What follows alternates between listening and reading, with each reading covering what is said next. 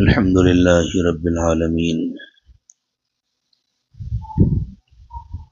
والصلاة والسلام على سيدنا محمد سيد الأولين والآخرين وعلى آله وأصحابه أجمعين. أما بعد فأعوذ بالله من الشيطان الرجيم. بسم الله الرحمن الرحيم. الف لام را تلك آيات الكتاب الحكيم. أكان للناس عجبا أن أوحينا إلى رجل منهم أن أنذر الناس وبشر الذين آمنوا أن لهم قدم صدق عند ربهم. قال الكافرون إن هذا لساحر مبين. سبحان ربك رب العزة عما يصفون وسلام على المرسلين والحمد لله رب العالمين. اللهم صل على سيدنا محمد وعلى آل سيدنا محمد وبارك وسلم. اللهم صل على سيدنا محمد وعلى آل سيدنا محمد وبارك وسلم. اللهم صل على سيدنا محمد وعلى آل سيدنا محمد وبارك وسلم. سورہ یونس جس کی ابتدائی آیات کریمہ کی تلاوت کی گئی، یہ مکہ مکرمہ میں نازل ہونے والی سورتوں میں سے ایک ہے۔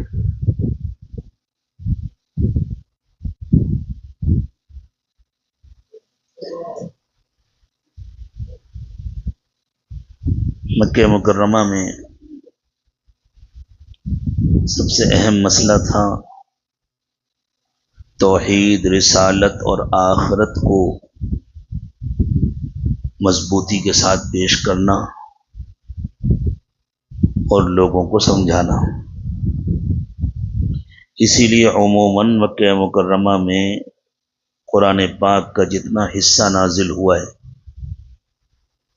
جو صورتیں بھی نازل ہوئی ہیں، ان میں انہی مسائل سے گفتگو کی گئی ہے۔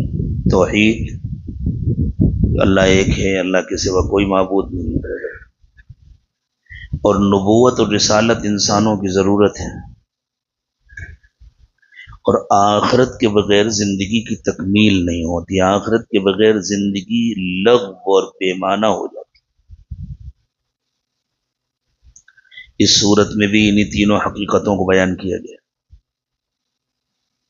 ساتھ میں نافرمانوں کو یہ بتلایا گیا ہے کہ تم تاریخ میں پہلی بار نافرمانی نہیں کر رہے ہو، چونکہ اللہ تعالیٰ نے انسانوں کو با اختیار بنایا ہے، انہیں امتحان کی حالت میں پیدا کیا ہے، اس لیے انسانوں کو خیر اور شر دونوں طرح کی صلاحیتیں دی۔ ان کا بہت بڑا دشمن شیطان ساتھ میں لگا ہوا ہے، جو ان کے نفس کو دھوکہ دیتا ہے، بہکاتا ہے، اور ہر زمانے میں بہت بڑی تعداد میں لوگوں نے شیطان کا کہنا مانا، اور پھر اللہ تعالیٰ نے ایک لمبی مدت تک ان کو مہلت دی، ان کو موقع دیا،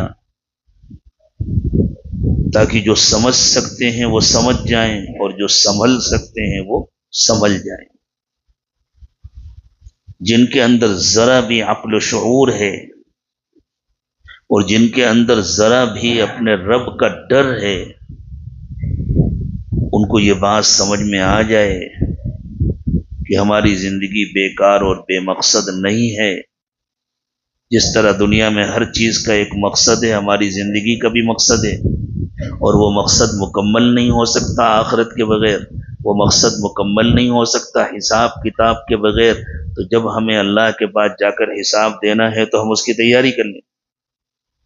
اتنی لمبی مہلت اللہ تعالیٰ نے ہر قوم کو دی، اور ان میں جو سمجھدار تھے انہوں نے توبہ کر بھی لیا، اللہ کی طرف لوٹ آئے، اور ان کو یہ بات سمجھ میں آ گئی کہ آخرت بنانے کے لیے ہمیں کسی نمونے کی ضرورت ہے، کسی ایسے زندہ رہبر کی ضرورت ہے جس سے ہم رابطہ کر سکیں، جس سے ہم اپنے دل کی بات کہہ سکیں، جس کو ہم چلتا پھرتا کھاتا پیتا اپنے سامنے دیکھ سکیں اور جس کو ہم اپنے لیے نمونہ بنا سکیں۔ یہی شخصیات ہوتی ہیں انبیاء کرام علیہ الصلاۃ والسلام کی، اور رسول پاک صلی اللہ علیہ وسلم خاتم النبیین ہیں۔ تو اب جتنے حضور اکرم صلی اللہ علیہ وسلم کے وارث ہیں ان کے ذریعے یہی فائدہ حاصل ہوا ہے، ہو رہا ہے، ہوتا رہے گا۔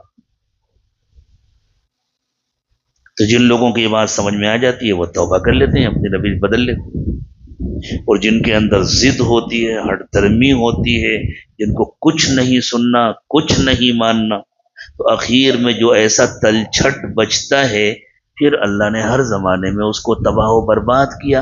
اسی لیے اس صورت میں بھی اللہ تعالیٰ نے پچھلی قوموں کا تذکرہ فرمایا، جن میں خاص طور سے حضرت نوح علیہ الصلاۃ والسلام کا اور ان کی قوم پر آنے والے عذاب کا تذکرہ ہوا۔ حضرت موسیٰ علیہ الصلاۃ والسلام کو ماننے والی قوم چونکہ دنیا میں موجود تھی، یہود موجود تھے، اور وہ جاننے بوجھنے کے باوجود مخالفت کر رہے تھے، اس لیے اللہ تعالیٰ نے حضرت موسیٰ علیہ الصلاۃ والسلام کے واقعات کو ذرا تفصیل سے بیان کیا۔ باقی دوسرے بعض انبیاء کرام علیہ الصلاۃ والسلام کے واقعات کو اختصار کے ساتھ بیان کیا گیا، اور انہی پیغمبروں میں جن کے واقعات بیان کیے گئے ہیں سیدنا یونس علیہ الصلاۃ والسلام بھی ہیں، ان کا بھی تذکرہ آیا ہے، اور انہی کے نام پر اس سورت کا نام سورہ یونس رکھا گیا۔ بات یہاں سے شروع ہوتی ہے کہ قرآن پاک کے ہر جملے میں بے پناہ حکمتیں سموئی ہوئی ہیں، حکمتوں کا سمندر ہے قرآن۔ لیکن جب کوئی ایمان کے ساتھ، تقوی کے ساتھ اپنے کو اللہ کے سپرد کر کے اور قرآن کی حقانیت کا یقین کر کے غور کرنا شروع کرتا ہے، اور اللہ تعالیٰ نے اپنی یاد اور اپنے ذکر کے نتیجے میں اور اپنے کسی نیک اور مقبول بندے کی صحبت کے نتیجے میں اس کے دل کو روشن کیا ہوتا ہے، تو پھر اسے ایک ایک جملے میں حکمتوں کے سمندر نظر آتے، ایسے سمندر جن کے بارے میں اس کا دل گواہی دیتا ہے کہ اس سمندر کو پار کر لینا ممکن نہیں ہے، اس کی گہرائیوں میں اتر جانا اور آخری گہرائی تک پہنچ جانا ممکن نہیں ہے، جس کو رسول اکرم صلی اللہ علیہ وسلم نے بیان فرمایا، لا تنقضی عجائبہ الی یوم القیامہ، اس کی حکمتیں قیامت تک کبھی ختم نہیں ہوں گی۔ جس طرح اللہ تعالیٰ نے قرآن پاک کی ایک ایک آیت کو حکمت سے بھرا ہے، اسی طرح پوری کائنات کو بھی اللہ نے حکمتوں سے بھرا ہوا ہے۔ یہاں کوئی کام بے مقصد نہیں ہے، کوئی کام بے ضرورت نہیں ہے، اور کوئی کام حکمت سے خالی نہیں ہے۔ دنیا میں جتنے انسان بستے ہیں سب حضرت آدم علیہ الصلاۃ والسلام کی اولاد ہے، ایک ماں باپ کی اولاد ہے، لیکن اس کے باوجود یورپ والوں کا رنگ گورا ہے، افریقہ والوں کا رنگ کالا ہے۔ کیوں؟ افریقہ میں جو جیسا موسم ہوتا ہے اور جتنی سخت دھوپ ہوتی ہے، موسم میں جتنی شدت ہوتی ہے، اس کو برداشت کرنے کی طاقت کالی چمڑی میں ہوتی ہے، گوری چمڑی میں نہیں ہوتی۔ تو کسی نے مانگا نہیں تھا اللہ سے، لیکن اللہ نے جہاں انسانوں کو پیدا کیا وہاں کی مناسبت سے ان کو رنگ بھی دیا، ان کو قد و کاٹ بھی دیا، ان کو طاقتیں اور قوتیں بھی عطا فرمائی۔ کائنات کا کوئی ذرہ نہیں ہے جو بے مقصد اور بیکار ہو۔ ایک مرتبہ میں نے یہ واقعہ پڑھا تھا کہ جب یورپ والوں نے جا کر کے آسٹریلیا پر قبضہ کیا اور ان بیچاروں نے جو کچھ بھی حاصل کیا ہے وہ لوٹ مار اور قبضے سے ہی حاصل کیا۔ ہاں، ان کی محنت کی حلال کمائی سے ان کو بہت کم ملا ہے، ان کی لوٹ مار سے زیادہ ملا ہے، اور اب دھیرے دھیرے ساری دنیا سے بھگائے جا رہے ہیں۔ بس ہو گیا، بہت ہو گیا، اب دنیا کے حالات بدل رہے ہیں اور نکالے جا رہے ہیں، جہاں جہاں قبضہ کیا تھا سب جگہ سے نکالے جا رہے ہیں۔ اور ان کے قبضے کی جو سب سے بڑی نشانی تھی یہودیوں کو فلسطین میں لا کر کے بسانا، انشاءاللہ اب اس کے خاتمے کا وقت بھی آ رہا ہے۔ تو ان لوگوں نے جب جا کر آسٹریلیا میں قبضہ کیا، اب بڑا جزیرہ تھا، جزیرہ کیا گویا پورا بر اعظم تھا، اور وہاں کے لوگوں کو بے بس اور بے دست و پا کر کے پوری زمین پر قبضہ کر کے بڑے بڑے فارم ہاؤس بنائے۔ ہم نے افریقہ کے بعض ملکوں میں بھی دیکھے ہیں ان گوروں کے فارم ہاؤس، اللہ اکبر، 10 10 کلومیٹر، 20 20 کلومیٹر کا ایک ایک فارم ہاؤس۔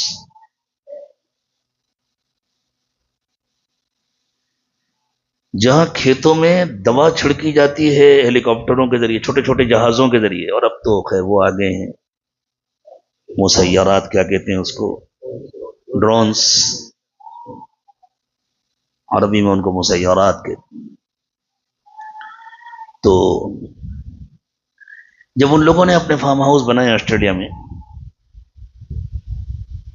تو اپنے کھیتوں کو گھیرنے کے لیے تاکہ جانور نہ اندر آ جائیں، کھیتی باڑی کو نقصان نہ پہنچائیں، انہوں نے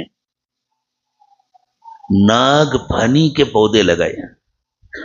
ناگ پھنی معلوم؟ ایک پودا ہوتا ہے جو ایسے ہوتا ہے چوڑا سا،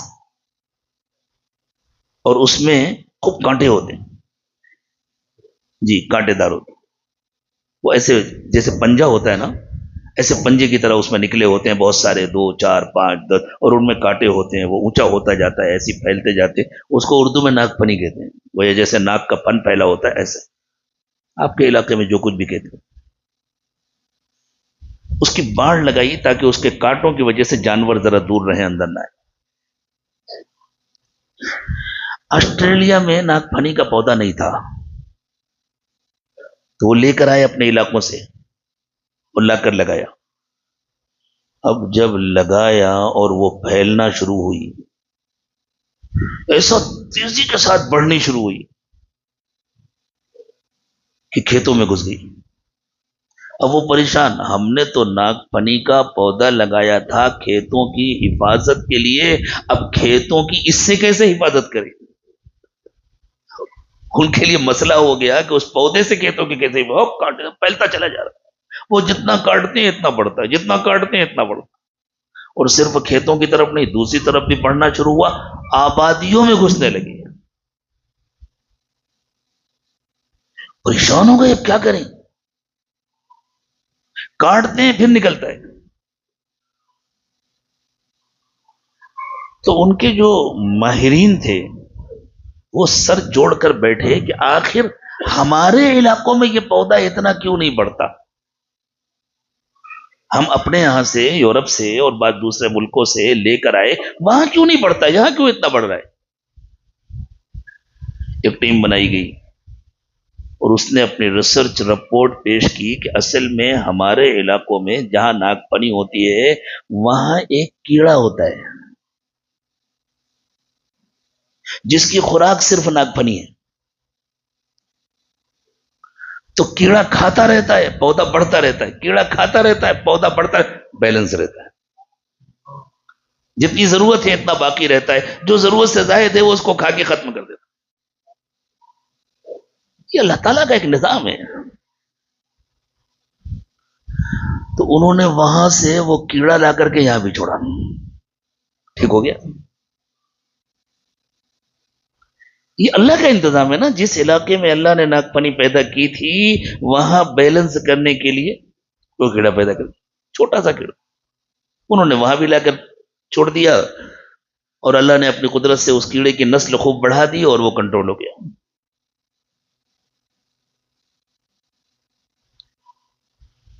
جنگل میں جو لوگ رہتے ہیں انہوں نے ہمیں بتلایا، ہم تو ان کی روایت نقل کر رہے ہیں، ہمارا جنگل سے اپنا ذاتی کوئی رشتہ نہیں ہے۔ انہوں نے بتلایا کہ جنگلوں کی آبادی کیسے ہوتی ہے؟ درختوں سے، نئے نئے درختوں کا نکلنا، اور پرانے درخت سوکھتے جاتے ہیں، کٹتے جاتے ہیں، نئے درخت نکلتے جاتے ہیں۔ انہوں نے کہا جنگلوں کی آبادی ہرنوں کے ذریعے ہوتی ہے، اور جہاں ہاتھی ہوتے ہیں تو ہاتھیوں کے ذریعے ہوتی ہے۔ انہی لوگوں نے بتلایا واللہ عالم کہ ہر ہاتھی روزانہ تقریباً 30 سے 40 کلومیٹر جنگل میں چلتا ہے، ادھر جائے گا ادھر جائے گا ادھر جائے گا، مختلف درختوں کے پھل کھاتا ہے، اور پھر جب وہ لید کرتا ہے تو اس میں اس پھل کے بچے ہوئے بیج ہوتے ہیں اور کھاد ہوتی ہے۔ پھر جب بارش ہوتی ہے تو اس کی لید کے ذریعے زمین کو کھاد مل جاتی ہے، اور پھر اس میں جو بیج آتے ہیں، اور جو جانور پرندوں کے ذریعے بیج آتے ہیں، ان کی بیٹ کے ذریعے جو بیج آتے ہیں، تو اس سے نئے نئے درخت نکلتے ہیں۔ یہی کام ہرن کرتے ہیں۔ ہرن پورے جنگلوں میں دوڑتے پھرتے رہتے ہیں نا، وہ دوڑتے ہیں اور جہاں جہاں جاتے ہیں مینگنی کرتے ہیں، اس سے پورے جنگل کی زمین کو کھاد ملتی ہے، اور پرندوں کے ذریعے بیج پہنچتے ہیں۔ بارش میں زمین تیار ہو جاتی ہے اور نئے پودے نکل آتے ہیں۔ لیکن ہرنوں کی نسل بھی تو بڑھتی رہتی ہے نا، اگر ان کی نسل کو بالکل آزاد چھوڑ دیا جائے تو جتنے نئے پودے ہوں گے وہ سب کھا کے ختم کر دیں گے۔ تو ان کو کنٹرول کرنے کے لیے اللہ تعالیٰ نے شیر بنایا، چیتا بنایا، دوسرے گوشت خور جانور بنائے جو ان کا شکار کرتے رہتے ہیں۔ اتنا بھی شکار نہیں ہوتا کہ وہ بالکل ختم ہو جائیں، اور بالکل چھوڑ بھی نہیں دیا جاتا کہ سارے ہرن ہی ہرن ہو جائیں اور سارے جنگل کو کھا کے ختم کر دیں۔ یہ چھوٹی چھوٹی سی مثالیں میں پیش کروں۔ شیر گوشت کھاتا ہے نا، شیر کے دانت کتنے بڑے بڑے ہوتے ہیں، ہم نے انگلی سے چھو کر دیکھا ہے اور ناپ کر دیکھا ہے۔ جیسے لکڑی پھاڑنے کے لیے وہ چھینی ہوتی تھی نا موٹی، تقریباً اتنا موٹا ہوتا ہے اس کا دانت، اتنا بڑا ہوتا ہے، ایک ایک دانت اتنا اتنا موٹا نوکیلا اور اتنا اتنا بڑا۔ یہ جو باہر نکلا نظر آتا ہے اس کو ہم نے ہاتھ سے چھو کر کے، ہمارے ایک دوست کا فارم ہاؤس ہے افریقہ کے ایک ملک میں، وہاں انہوں نے ایک موقع پر شیر کا شکار کیا تھا۔ انہوں نے بتلایا کہ میں اپنے فارم ہاؤس میں گیا ہوا تھا، انہوں نے جگہ دکھائی کہ یہاں پر میں تھا، اچانک میں نے دیکھا سامنے شیر ہے۔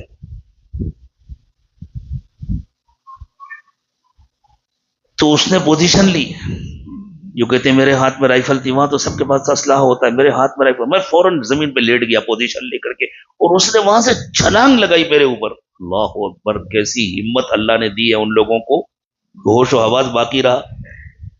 ہم آپ ہوتے تو شیر کو زندہ انسان تو ملتا نہیں، اس کے پہنچتے پہنچتے تک جان نکل چکی ہوتی، مردہ انسان کا گوشت کھاتا۔ انہوں نے بتلایا کہ اس نے چھلانگ لگائی، جیسی بیچ میں آیا میں نے پوزیشن لی رائفل سے اور مارا گولی، تو وہیں سے پٹ سے پھر اس کا گوشت نکلوا کر کے اور اس کی کھال کو صاف کرا کے اس کے اندر انہوں نے بھوسا ووسا بھر کے بالکل زندہ شیر جیسا اپنے فارم ہاؤس میں اسی جگہ پر جہاں شکار کیا تھا وہاں رکھا ہوا تھا، ہم کو لے جا کر کے دکھایا۔ ہم بھی خوب اطمینان سے گئے، اس کے ساتھ قریب میں کھڑے ہوئے، اس کے سر پہ ہاتھ پھیرا، اس کی پیٹھ پہ ہاتھ پھیرا، اس کے پیروں کے ناخن دیکھے، اتنے بڑے بڑے پیروں کے ناخن، اس کے دانت دیکھے، پیروں کے ناخن ایسے موٹے موٹے بڑے بڑے ہوتے۔ کچا گوشت کھاتا ہے، ہماری طرف پکا کے تو کھاتا نہیں۔ اب جب وہ کچا گوشت نوچ نوچ کر کھائے گا تو کچھ نہ کچھ گوشت کے ریزے تو دانت میں لگے رہ جائیں گے نا، جب وہ لگے رہیں گے تو سڑیں گے، تو دانت خراب ہوں گے، اور وہاں جنگل میں کوئی ڈینٹل ہاسپٹل بھی نہیں ہوتا، کوئی ڈینٹسٹ بھی نہیں ہوتا کہ اس کے پاس جائے وہ صفائی کرانے کے لیے۔ قدرت کا انتظام دیکھیے، ایک پرندہ بنایا ہے اللہ نے چھوٹا سا، بہت چھوٹا ہوتا ہے، اور اس کی چونچ پتلی اور لمبی ہوتی ہے، چھوٹا سا ہوتا ہے اس لیے تھوڑی سی غذا سے اس کا پیٹ بھر جاتا ہے، اور اس کی غذا صرف گوشت ہے۔ اور وہ کون سا گوشت کھاتا ہے؟ جب شیر شکار کر کے فارغ ہو جاتا ہے اور آرام کرنے لیٹتا ہے، اور وہ پرندہ جنگل میں اسی علاقے میں رہتا ہے جس علاقے میں شیر رہتا ہے، وہ وہیں اڑتا رہتا ہے، وہ آ کر کے شیر کے منہ کے اندر بیٹھ جاتا ہے، اسے اس کا کوئی خطرہ نہیں ہوتا۔ شیر اگر دبا دینا، ایک لقمہ ہو جائے، وہ منہ کھول کر بیٹھا رہتا ہے، اور یہ اندر بیٹھتا ہے، اور بیٹھ کر کے جہاں جہاں گوشت کے ریزے ہوتے ہیں، جیسے ہم لوگ خلال کرتے ہیں، وہ اپنی پتلی سی چونچ کو اندر ڈال ڈال کے کھینچ کھینچ کے کھاتا ہے، یہی اس کی خوراک ہے۔ اور جب وہ صاف کر دیتا ہے پورا منہ تو اڑ کے چلا جاتا ہے، پھر شیر اپنا منہ بند کر۔ یہ سب انتظامات کس نے کیے ہوئے ہیں؟ یہ اس زمانے سے ہیں جب کسی انسان کو معلوم ہی نہیں تھا۔ اب تو خیر ڈسکوری کے ذریعے اور جنگلوں میں ہم نے دیکھا، ہم نے افریقہ کے جنگلوں میں دیکھا ہے، کھلے جنگلوں میں، جہاں جنگل آزاد، جہاں جانور آزاد ہوتے ہیں، انسان قید ہوتا ہے، بہت محفوظ گاڑیاں ہوتی ہیں، انہی میں جانا ہوتا ہے، اور اگر اپنی گاڑی میں کوئی جا رہا ہے تو وہ کہتے ہیں آپ کی ذمہ داری ہے، آپ کسی جانور پر گولی نہیں چلا سکتے، آپ کسی جانور پر گاڑی نہیں چڑھا سکتے، آپ کی جان جائے آپ کا رسک۔ ہم نے الحمدللہ ان جنگلوں میں اپنی گاڑیوں میں سفر کیا ہے، جنگلی جانوروں کو کھلا ہوا قریب سے دیکھا ہے۔ لیکن اب وہاں ان لوگوں نے ان جنگلوں میں بڑے بڑے ٹاور لگا کر کے کیمرے لگا دیے ہیں، وہ جنگلی زندگی کو ہر وقت واچ کرتے رہتے، وہی دکھایا جاتا ہے ڈسکوری میں۔ لیکن یہ انتظامات تو اللہ تعالیٰ نے اس وقت سے کیے ہوئے ہیں جب کسی کو پتہ نہیں تھا۔ کوئی چیز اللہ نے بیکار نہیں بنائی ہے، کوئی ضرورت ایسی نہیں ہے جس کو پورا کرنے کا اللہ نے انتظام نہ کیا ہو، کوئی ضرورت ایسی نہیں ہے جس کو پورا کرنے کا انتظام نہ ہو، ہر ضرورت کا انتظام۔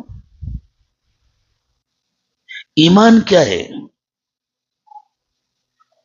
ایمان کے نتیجے میں بندے کا دل مطمئن ہوتا ہے، کوئی ضرورت ایسی نہیں ہے جس کو پورا کرنے کا اللہ نے انتظام نہ کیا ہو، یقیناً انتظام موجود ہے، میں تلاش نہیں کر پا رہا، میری کوتاہی ہے، تو بندہ تلاش کرتا رہتا ہے، مل جاتی ہے۔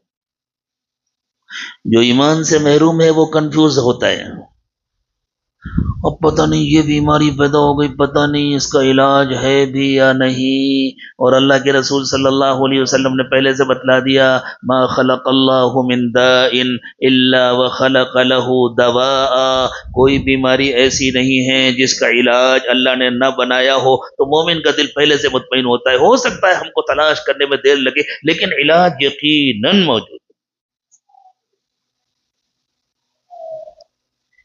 ایک مرتبہ ہم اپنے ایک دوست کی گاڑی لے کر سفر میں نکل گئے، نئی گاڑی تھی، ہم پہلی مرتبہ اس میں بیٹھے تھے، اس کو سسٹم نہیں معلوم، فیملی کے ساتھ تھے، تیل لینا تھا، پیٹرول پمپ کے قریب پہنچے تو میں نے پیٹرول پمپ سے ذرا پہلے روڈ کے کنارے گاڑی روک لیا، تو اہلیہ نے کہا یہاں کیوں رک گئے؟ میں نے کہا اصل میں تیل لینا ہے، اور پیٹرول کا ڈھکن کہاں سے کھلے گا، سوئچ کہاں ہے مجھے معلوم نہیں، وہاں جا کے تلاش کروں گا تو پمپ والا سمجھ جائے گا یہ گاڑی کسی کی مانگ کے لائے، اس لیے یہی تلاش کر لیتے ہیں۔ تو انہوں نے کہا لیکن کیسے ملے گا؟ میں نے کہا دیکھو یہ تو طے ہے کہ جب گاڑی ہے، پیٹرول کا ڈھکن ہے، تو سوئچ کہیں نہ کہیں تو انجینئر نے لگایا ہوگا، اتنی بات تو پہلے سے معلوم ہے نا، اور کہاں لگایا ہوگا؟ ڈرائیور کے آس پاس ہی کہیں لگایا ہوگا، تاکہ وہ بس تلاش کرنا ہے، ابھی مل جائے گا انشاءاللہ۔ اور اس کے بعد میں نے ادھر دیکھا، ادھر دیکھا، ادھر دیکھا، جہاں جہاں ایک جگہ نظر آ گئی، ٹھیک ہے بند کر دیا، چلو بھائی، تو پہلے سے اطمینان ہے نا، ہے ضرور، مجھے معلوم نہیں کس جگہ ہے، لیکن یہ 100% یقینی ہے کہ یہ ایمان کا فائدہ ہے، ایمان انسان کو مایوس نہیں ہونے دیتا، ایمان انسان کے لیے تسلی بنتا ہے، نہیں نہیں تمہارے ہر مسئلے کا علاج اللہ کے پاس ہے، تمہارے ہر مسئلے کا حل موجود ہے، مانگو اللہ سے۔ اور اگر تمہارے مانگنے کے باوجود بھی حل نہیں مل رہا تو پھر یوں سمجھو کہ اللہ کی یہی مصلحت ہے، اللہ تم کو اس سے بہتر بدلا دیں گے۔ ایمان کبھی انسان کو مایوس نہیں ہونے دیتا، اس لیے پختہ ایمان والا چاہے جیسے حالات آ جائیں کبھی خودکشی نہیں کرتا۔ خودکشی تو مایوسی کا آخری درجہ ہے نا۔ کوئی ایسا مسئلہ نہیں ہے جس کا حل اللہ نے نہ بنایا ہو، کوئی ایسی چیز نہیں ہے جس کا کوئی مقصد نہ ہو، ہر چیز کو کسی مقصد سے بنایا، کوئی چیز بیکار نہیں۔ ایک ذرے سے لے کر کے پہاڑ تک اس دنیا میں کوئی چیز بیکار نہیں۔ اور حیرت کی بات یہ ہے کہ ہر چیز اللہ نے اتنی ہی بنائی ہے جتنی ضرورت ہے، نہ ضرورت سے کم بنایا ہے نہ ضرورت سے زیادہ بنایا ہے۔ ضرورت سے کم بناتے تو مسئلے حل نہ ہوتے، ضرورت سے زیادہ بناتے تو بیکار ہو جاتی۔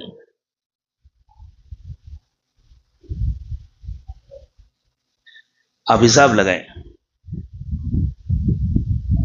بکری ایک مرتبے میں کتنے بچے دیتی ہے؟ ہاں 4 تک تو ہم نے بھی دیکھے ہیں، 2 تو دیتی ہے، 4 نہیں ہوتے، شاید 2 ہوتے ہیں، 2 بچے دیتی ہے۔ اچھا مجھے یاد نہیں تھا، بچپن میں پالی تھی ہم لوگوں نے بکری، زمانہ ہو گیا بھول بھی گئے۔ ایک بار میں 2 بچے، اور کتیا ایک بار میں کتنے بچے دیتی ہے؟ 8-10۔ تو دنیا میں تعداد کس کی زیادہ ہونی چاہیے، بکری بکروں کی یا کتوں کی؟ اور ہے کس کی تعداد زیادہ؟ کتے سوا بھی نہیں کیے جاتے، ایسا بھی نہیں کہ یہاں سے پکڑ پکڑ کے کوریا بھیجے جاتے ہوں، وہ لوگ تو بیچارے کوریا والے کتوں کا گوشت کھاتے ہیں، اللہ ان کو بھی ہدایت دے، سمجھ عطا فرماتے۔ ہمارے ہندوستان میں تو کوئی قوم نہیں کھاتی نا۔ اور بکرے روزانہ کتنے ذبح ہوتے ہیں؟ صرف بنگلور میں کتنے ذبح ہوتے ہیں گنتی کرنا مشکل ہے، ہمارے پورے ملک میں روزانہ کتنے بکرے ذبح ہوتے ہیں؟ تو بکری بکروں کی قلت ہونی چاہیے اور ہر گلی میں 100 200 کتے نظر آنے چاہیے، لیکن ایسا نہیں ہے نا۔ کیوں نہیں ہے؟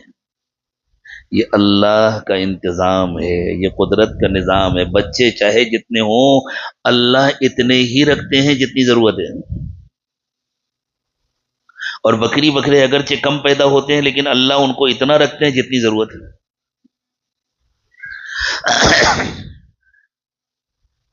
پرانے زمانے میں دنیا میں جنگیں ہوتی تھیں گھوڑوں پر بیٹھ کر۔ ہو سکتا ہے میں پورے رکوع پر یا زیادہ آیات پر گفتگو نہ کر سکوں، کوئی حرج نہیں ہے، لیکن اللہ تعالیٰ کی یہ ایک حکمت اور مصلحت اگر سمجھ میں آ جائے انشاءاللہ تو ہمارے بہت سارے مسئلے حل ہو جائیں۔ گھوڑوں پر بیٹھ کر جنگیں ہوتی تھیں، اور ایک ایک فوج کبھی کبھی 1-1 لاکھ کی ہوتی تھی، 2-2 لاکھ کی ہوتی تھی۔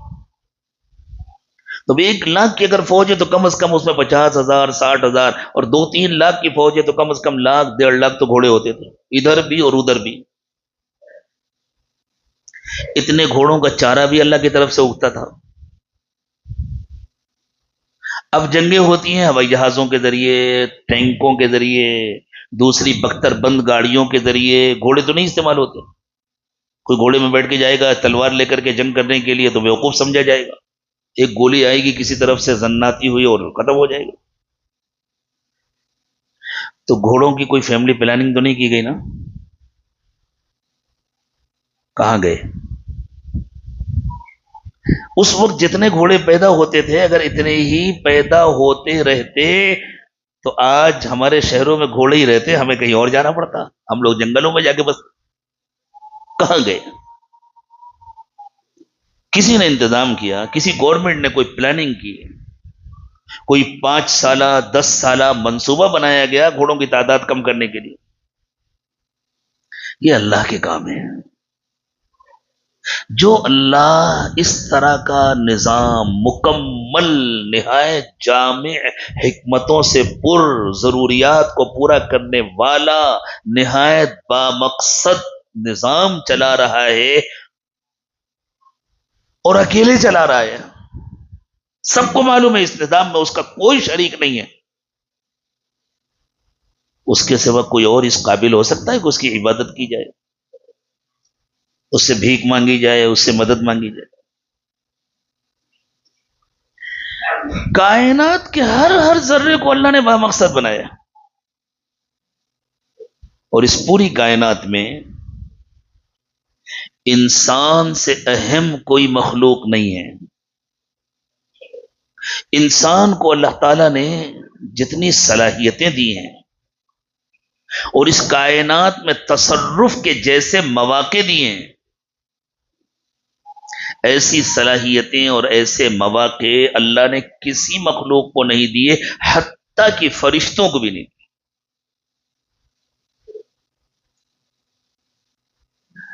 فرشتے تو اللہ تعالیٰ کے، اگر اس تعبیر میں غلطی نہ ہو، میں صرف سمجھانے کے لیے کہہ رہا ہوں، آئی ٹی والوں کو ذرا یہ زبان آسانی سے سمجھ میں آتی ہے. فرشتے اللہ تعالیٰ کے گویا روبوٹ ہیں،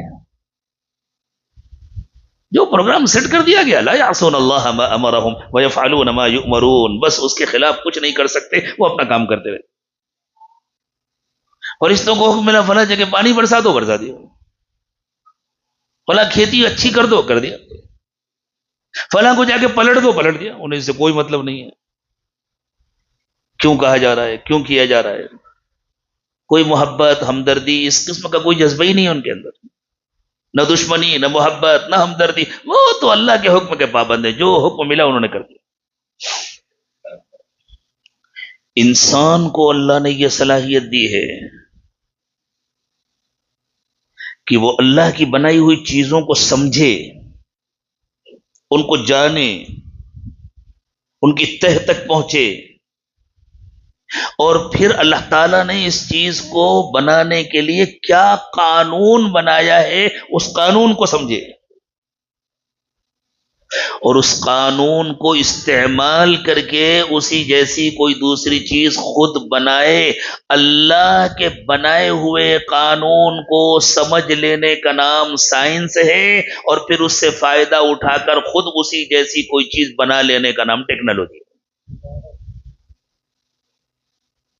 یہ صلاحیت اللہ تعالیٰ نے صرف انسان کو دی، اور بے وقوف انسان اللہ کی دی ہوئی اس صلاحیت کو پا کر اللہ کا انکار کرتا ہے. جب میرے پاس یہ صلاحیت ہے تو مجھے کیا ضرورت ہے اللہ کو ماننے کی. یہ تو ایسے ہی جیسے ایک انجینئر نے بہت اچھی گاڑی بنا کر کسی کے حوالے کر دیا، لو بھائی چلاؤ. وہ بیٹا اس نے کہا اتنی شاندار گاڑی ہے، دائیں طرف مڑتا ہوں مڑ جاتی ہے، بائیں طرف مڑتے ہوں مڑ جاتی ہے، تو پھر میں نہیں مانتا کہ اس کو کسی انجینئر نے بنایا ہوگا، بس یہ خود بخود بنی ہے، میں چلا رہا ہوں. سبحان اللہ، اتنی شاندار گاڑی خود بخود بن گئی. کسی کو لے جاؤ کسی گھر کی طرف کو، دیکھو یہ گھر دیکھ رہے ہو نا، کتنا اچھا انتظام ہے، اس میں اتنے بیڈ روم ہے، ایسا ہے، ایسا ہے، ایسا ہے، یہ ہال ہے، یہ کچن ہے، یہ فلاں ہے فلاں ہے. اچھا بھائی ماشاءاللہ بہت اچھا گھر بنا ہے، کس نے کہا؟ نہیں وہ نقشہ کس نے بنایا؟ نہیں خود سے بن گیا تھا. دیواریں کس نے بنائی؟ خود بن گئی. نہیں تو آپ کا مہمان کہے گا گھر تو بہت اچھا ہے لیکن آپ کو یہاں نہیں رہنا چاہیے. اچھا مجھے کہاں رہنا چاہیے؟ آپ چلیے میرے ساتھ، مجھے معلوم ہے ایک بہت اچھا مینٹل ہاسپٹل ہے، میں 40 دن کے لیے آپ کو وہاں داخل کر دیتا ہوں، انشاءاللہ ایک چلے میں آپ کا دماغ درست ہو جائے گا، پھر آ کر کے آپ رہیے گا. جب ذرا 2-4 الیکٹرک شاک لگیں گے اور آپ کو باندھ کر کے رکھا جائے گا اور انجیکشن دیے جائیں گے اور دوائیں دی جائیں گی، تب ہوش ٹھکانے آئے گا. ایک گھر نہیں بنتا خود بخود، ایک گاڑی نہیں بنتی خود بخود. سبحان اللہ، زمین اور آسمان خود بخود بن گئے، اور زمین اور آسمان کا ایسا محکم نظام، اللہ اکبر. چاند اور سورج کا کتنا محکم نظام ہے، اتنا مضبوط نظام ہے. نیا چاند کب پیدا ہوگا، وہ تاریکی سے روشنی میں کب آئے گا، اور کس تاریخ کو کتنی بلندی پر ہوگا، کتنی ڈگری ہوگا، اس کی پیدائش کے بعد اس کی کتنی عمر ہوگی، ابھی سے معلوم ہے. کن کن علاقوں میں وہ اس قابل ہوگا کہ دیکھا جا سکے، کن کن علاقوں میں اس قابل نہیں ہوگا کہ دیکھا جا سکے، ابھی سے معلوم ہے۔ اور کہیں کبھی کبھی ڈاؤٹ ہو جاتا ہے کہ ممکن ہے اتنا ہو جائے کہ شاید مشکل سے نظر آ جائے، اور ممکن ہے نہ دیکھا جا سکے۔ اسی لیے اللہ کے رسول صلی اللہ علیہ وسلم نے فرمایا روزہ اور عید حساب کی بنیاد پر نہ شروع کرو نہ ختم کرو، چاند دیکھ کر شروع کرو، چاند دیکھ کر ختم کرو۔ لیکن چاند کا اللہ نے ایک مکمل نظام بنایا، کیوں؟ اس لیے کہ اللہ نے ایسا نظام بنایا، اس لیے ہم کو معلوم ہے نا۔ اور اگر پتہ ہی نہیں ہوتا، کبھی چاند کا موڈ ہوگا تو 29 کو نکل آئے گا، 30 کو نکل، کبھی موڈ نہیں ہوگا تو 40 دن کے بعد نکلے گا۔ ایسا ہوتا تو کوئی حساب ہی نہ رہ پاتا۔ سورج کا اللہ تعالیٰ نے کیسا نظام بنایا، دیکھیے آپ کے یہاں یہ گھڑی لگی ہوئی ہے نا، اس میں وقت لکھا ہوگا کل سورج کتنے بجے نکلے گا، ہے نا اس میں؟ کیوں؟ یہ اس گھڑی بنانے والے کا کمال ہے یا سورج کو بنانے والے کا کمال ہے؟ سورج کو بنانے والے کا کمال ہے کہ اس نے سورج کا ایسا نظام بنایا ہے کہ وہ ایک سیکنڈ بھی اس نظام سے آگے پیچھے نہیں ہو سکتا، ورنہ ایسے گھڑی بنانے والے 1,00,000 انجینئر جمع ہو جاتے، ٹائم نہیں بتا سکتے تھے۔ کل فجر کے لیے امام صاحب کتنے بج کر کتنے منٹ اور کتنے سیکنڈ میں مسجد میں داخل ہوں گے، کوئی بتلا سکتا ہے؟ خود امام صاحب بھی نہیں بتلا سکتے۔ کبھی آگے انسان ہے، کبھی 1 منٹ آگے، کبھی 1 منٹ پیچھے، ٹھیک ہے جماعت کے وقت میں آ جائیں گے انشاءاللہ، نماز وقت پر پڑھائیں گے، لیکن منٹ اور سیکنڈ سے متعین تو نہیں کیا جا سکتا۔ لیکن سورج بنگلور میں کتنے بجے نکلے گا، بمبئی میں کتنے بجے نکلے گا، ہمارے ہندوستان کے کس ملک کس شہر میں کتنے بجے نکلے گا، دوسرے کسی ملک میں کب نکلے گا، پہلے سے معلوم ہے۔ اتنا پہلے معلوم ہے کہ 10 سال کے بعد فلاں مہینے کی فلاں تاریخ کو سورج کتنے بجے نکلے گا اور کتنے بجے ڈوبے گا، پہلے سے معلوم ہے۔ یہ ہے اس اللہ کا بنایا ہوا نظام۔ اور یہ سب کچھ کس کے لیے بنایا گیا ہے؟ وَسَخَّرَ لَكُمُ الشَّمْسَ وَالْقَمَرَ دَائِبَيْن، اللہ نے چاند و سورج جو مسلسل اپنے کام میں لگے ہیں ان کو تمہاری خدمت کے لیے پیدا کیا ہے۔ وَسَخَّرَ لَكُمُ اللَّيْلَ وَالنَّهَارَ، اور اللہ نے دن اور رات کو تمہاری خدمت کے لیے پیدا کیا ہے۔ ہمیں معلوم ہے کس مہینے کی کس تاریخ کو دن کتنا بڑا ہوگا اور کس مہینے کی کس تاریخ کو دن کتنا چھوٹا ہوگا۔ بعض علاقوں میں تو سال کے بعد اوقات میں دن 6-7 گھنٹے کا ہو جاتا ہے، اور بعض موقعوں پر رات 6-7 گھنٹے کی ہو جاتی ہے، لیکن پہلے سے معلوم ہے نا، وہاں جانے والے بھی پہلے سے پلاننگ کرتے ہیں، بھائی فلاں ملک میں جانا ہے، وہاں دن اتنا بڑا ہوگا، وہاں رات اتنی بڑی ہوگی۔ وَسَخَّرَ لَكُمُ الشَّمْسَ وَالْقَمَرَ دَائِبَيْن وَسَخَّرَ لَكُمُ اللَّيْلَ وَالنَّهَارَ، دن اور رات کو اللہ نے تمہاری خدمت کے لیے مقرر کیا ہے، چاند و سورج کو اللہ نے تمہاری خدمت کے لیے مقرر کیا ہے۔ وَآتَاكُم مِّن كُلِّ مَا سَأَلْتُمُوهُ، اور جتنی تمہاری ضرورتیں ہیں ان سب کا اللہ نے پہلے سے انتظام کیا ہے۔ وَإِن تَعُدُّوا نِعْمَتَ اللَّهِ لَا تُحْصُوهَا، تم اللہ کی نعمتوں کو گننا چاہو تو گن نہیں سکتے۔ یہ سب کس کے لیے ہے؟ انسان کے لیے۔ یہ کوئی عقل میں آنے والی بات ہے کہ کوئی یوں کہے کہ ہر چیز کا تو ایک مقصد ہے اور انسان کا کوئی مقصد نہیں؟ ہر چیز کا ایک مقصد ہے، انسان کا کوئی۔ ایک بارات آئی، ایک دولہا باقی سب باراتی، پوچھا بھائی اتنے لوگ کیوں آئے ہیں؟ بارات میں آئے ہیں۔ کس کی بارات ہے؟ فلاں صاحب کی۔ اور یہ کیوں آئے؟ ایسے ہی آ گئے ہیں، گھومنے آ گئے، تفریح کرنے کے لیے، ان کے آنے کا کوئی مقصد نہیں ہے۔ دولہا صاحب ایسے ہی آ گئے، باقی لوگ تو دولہے کی بارات میں آئے۔ اس سے بڑی حماقت کی کوئی بات ہو سکتی؟ پوری کائنات کا مقصد ہے، اور کائنات کس کے لیے؟ انسان کے لیے، اور انسان کی زندگی کا کوئی مقصد نہیں۔ جیسے چاہے رہے، جیسے چاہے جیے، جو چاہے کھائے، جو چاہے پیے، اور پھر مر جائے، ختم۔ یہی کہتے ہیں نا آخرت کے منکر، یہی کہتے ہیں نا ملحد۔ تو اس کی زندگی کا کوئی مقصد نہیں ہے، جبکہ اللہ تعالیٰ نے انسان کو فطری طور پر اخلاقی حس عطا فرمائی ہے۔ جو نہیں مانتے اللہ کو وہ بھی اتنا تو مانتے ہیں کہ انسان کے اندر ایک اخلاقی حس ہے، انسان اچھے برے میں تمیز کرتا ہے۔ جانوروں میں وہ اخلاقی حس نہیں ہے کہ کوئی جانور سچ بولتا ہے، کوئی جانور جھوٹ بولتا ہے، کوئی جانور خرید کر کھاتا ہے، کوئی جانور چوری کرتا ہے۔ جانور اگر کسی کے کھیت میں گھس جائے اور کھیت کھا لے تو سزا کسے ملتی ہے؟ جانور کو یا کھیت جانور کے مالک کو؟ مالک کو سزا ملتی ہے، جانور کو نہیں ملتی۔ کیوں؟ اسے تو پتہ ہی نہیں ہے کیا اچھا ہے کیا برا ہے، مالک نے چھوڑا کیوں؟ تو ہر انسان اس کا اعتراف کرتا ہے۔ پولیس کا محکمہ بھی اسی لیے قائم کیا جاتا ہے کہ انسانوں کے بعض اعمال اچھے ہیں، بعض اعمال برے ہیں، تو برے اعمال سے ان کو روکا جائے، اور جو اچھی طرح زندگی گزارنا چاہتے ہیں ان کو آزادی کا ماحول دیا جائے۔ اسی لیے پولیس کا محکمہ قائم کیا جاتا ہے۔ جنگلوں میں جانوروں کے لیے کوئی عدالت ہوتی ہے، کوئی پولیس کا محکمہ ہوتا ہے؟ وہاں نہ ان کو عدالت کی ضرورت ہے نہ پولیس کی ضرورت ہے۔ وہاں اگر پولیس ہوتی بھی ہے تو وہ انسانوں کے لیے ہوتی ہے کہ کہیں آ کر کے جانوروں کو مار نہ دیں۔ یہ جو اللہ تعالیٰ نے انسان کو اخلاقی حص عطا فرمائی ہے کہ کوئی کام اچھا ہے کوئی کام برا ہے، ہر آدمی مانتا ہے ہر کام ایک جیسے نہیں ہے۔ ہر آدمی مانتا ہے سچ اور جھوٹ دونوں ایک جیسے نہیں ہیں۔ محنت کر کے کمانا اور چوری کرنا دونوں ایک جیسے کام نہیں ہیں۔ نکاح کر کے باعزت زندگی گزارنا اور چوری چھپے ملاقاتیں کرنا اور گناہ کرنا دونوں ایک جیسے کام نہیں ہیں۔ کسی کو دیکھ کر کے منہ ٹیڑھا کر لینا اور کسی سے مسکرا کر ملنا دونوں ایک جیسے کام نہیں ہے نا۔ آپ کے پاس کوئی ملنے کے لیے آیا، آپ نے مسکرا کر کے اس سے ملاقات کی، کہیے خیریت ہے کیسے آئے، پھر آپ نے بعد میں معذرت بھی کر لی، میں معافی چاہتا ہوں میں بہت مصروف ہوں، اس وقت کو زیادہ وقت نہیں دے سکوں گا، تو آدمی خوشی خوشی کہتا ہے نہیں نہیں کوئی بات نہیں۔ اور ایک دوسرا آدمی کیا بات ہے،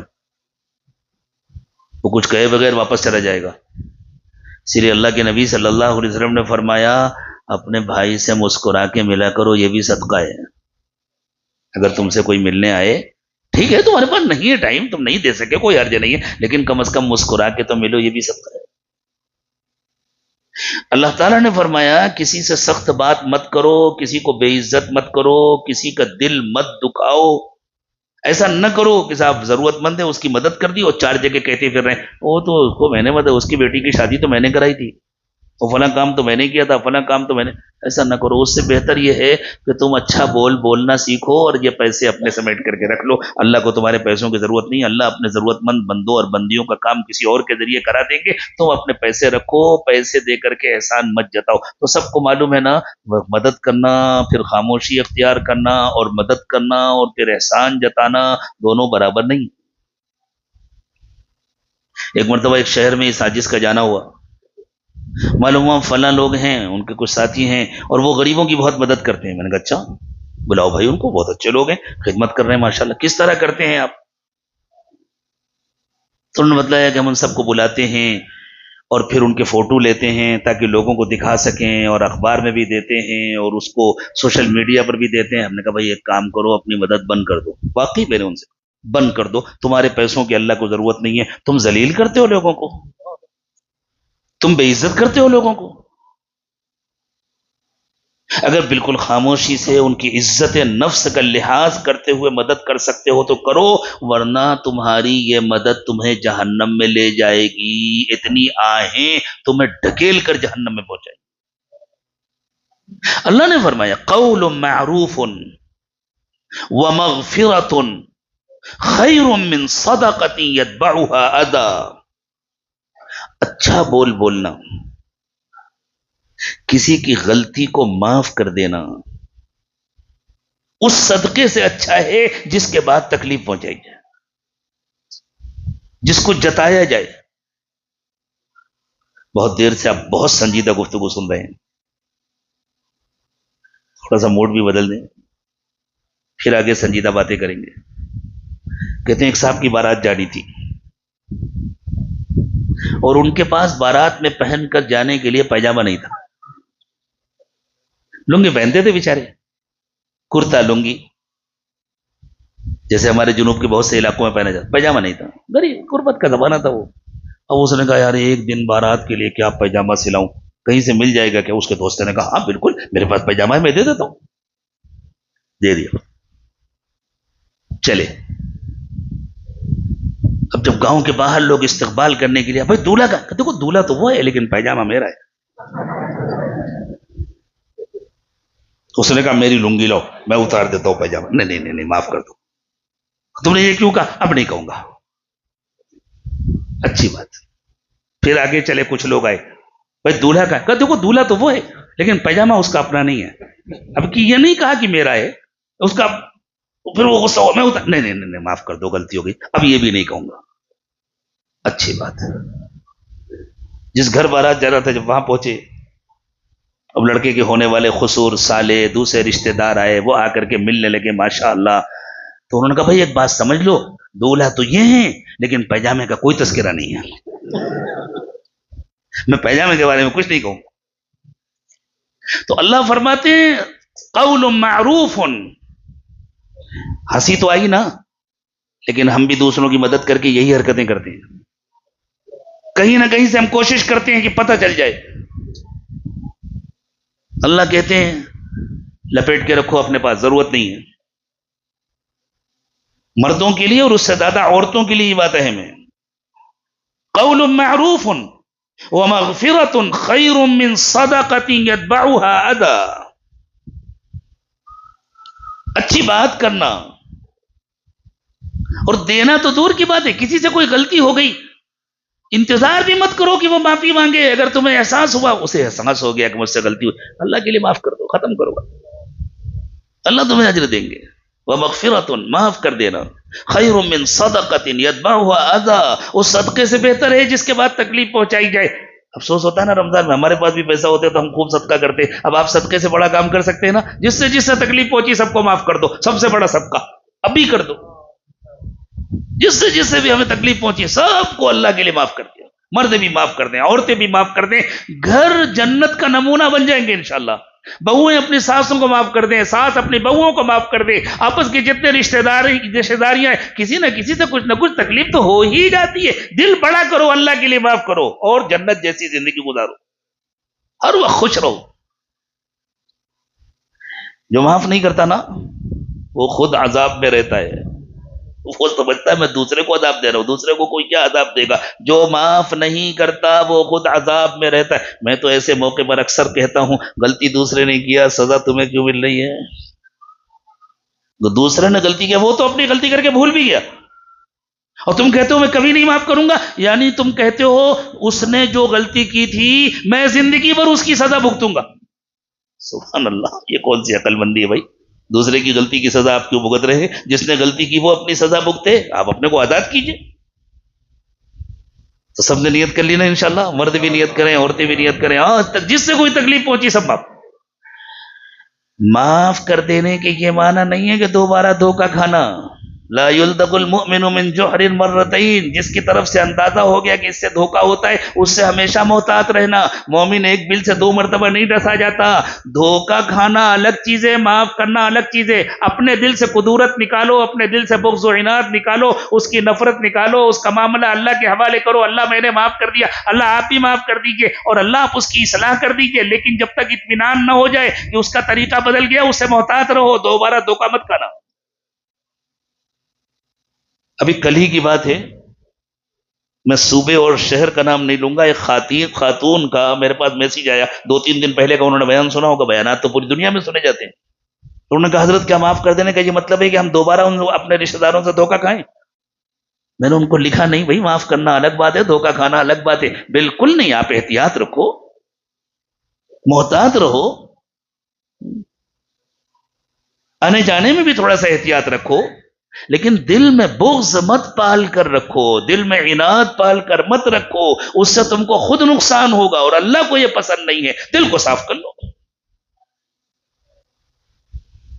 تو بات کہاں سے چل رہی تھی کہ بغض پال کر رکھنا، معاف کرنا دونوں ایک جیسے کام نہیں ہیں. سب کو معلوم ہے نا. کسی سے محبت کرنا، کسی سے نفرت کرنا دونوں ایک جیسے کام نہیں ہیں. سب کو معلوم ہے. اور ہر انسان کی زندگی میں یہ دونوں کام ہوتے ہیں. بعض انسان کی زندگیوں میں اچھے کاموں کا غلبہ ہوتا ہے، بعض انسانوں کی زندگیوں میں برے کاموں کا غلبہ ہوتا ہے۔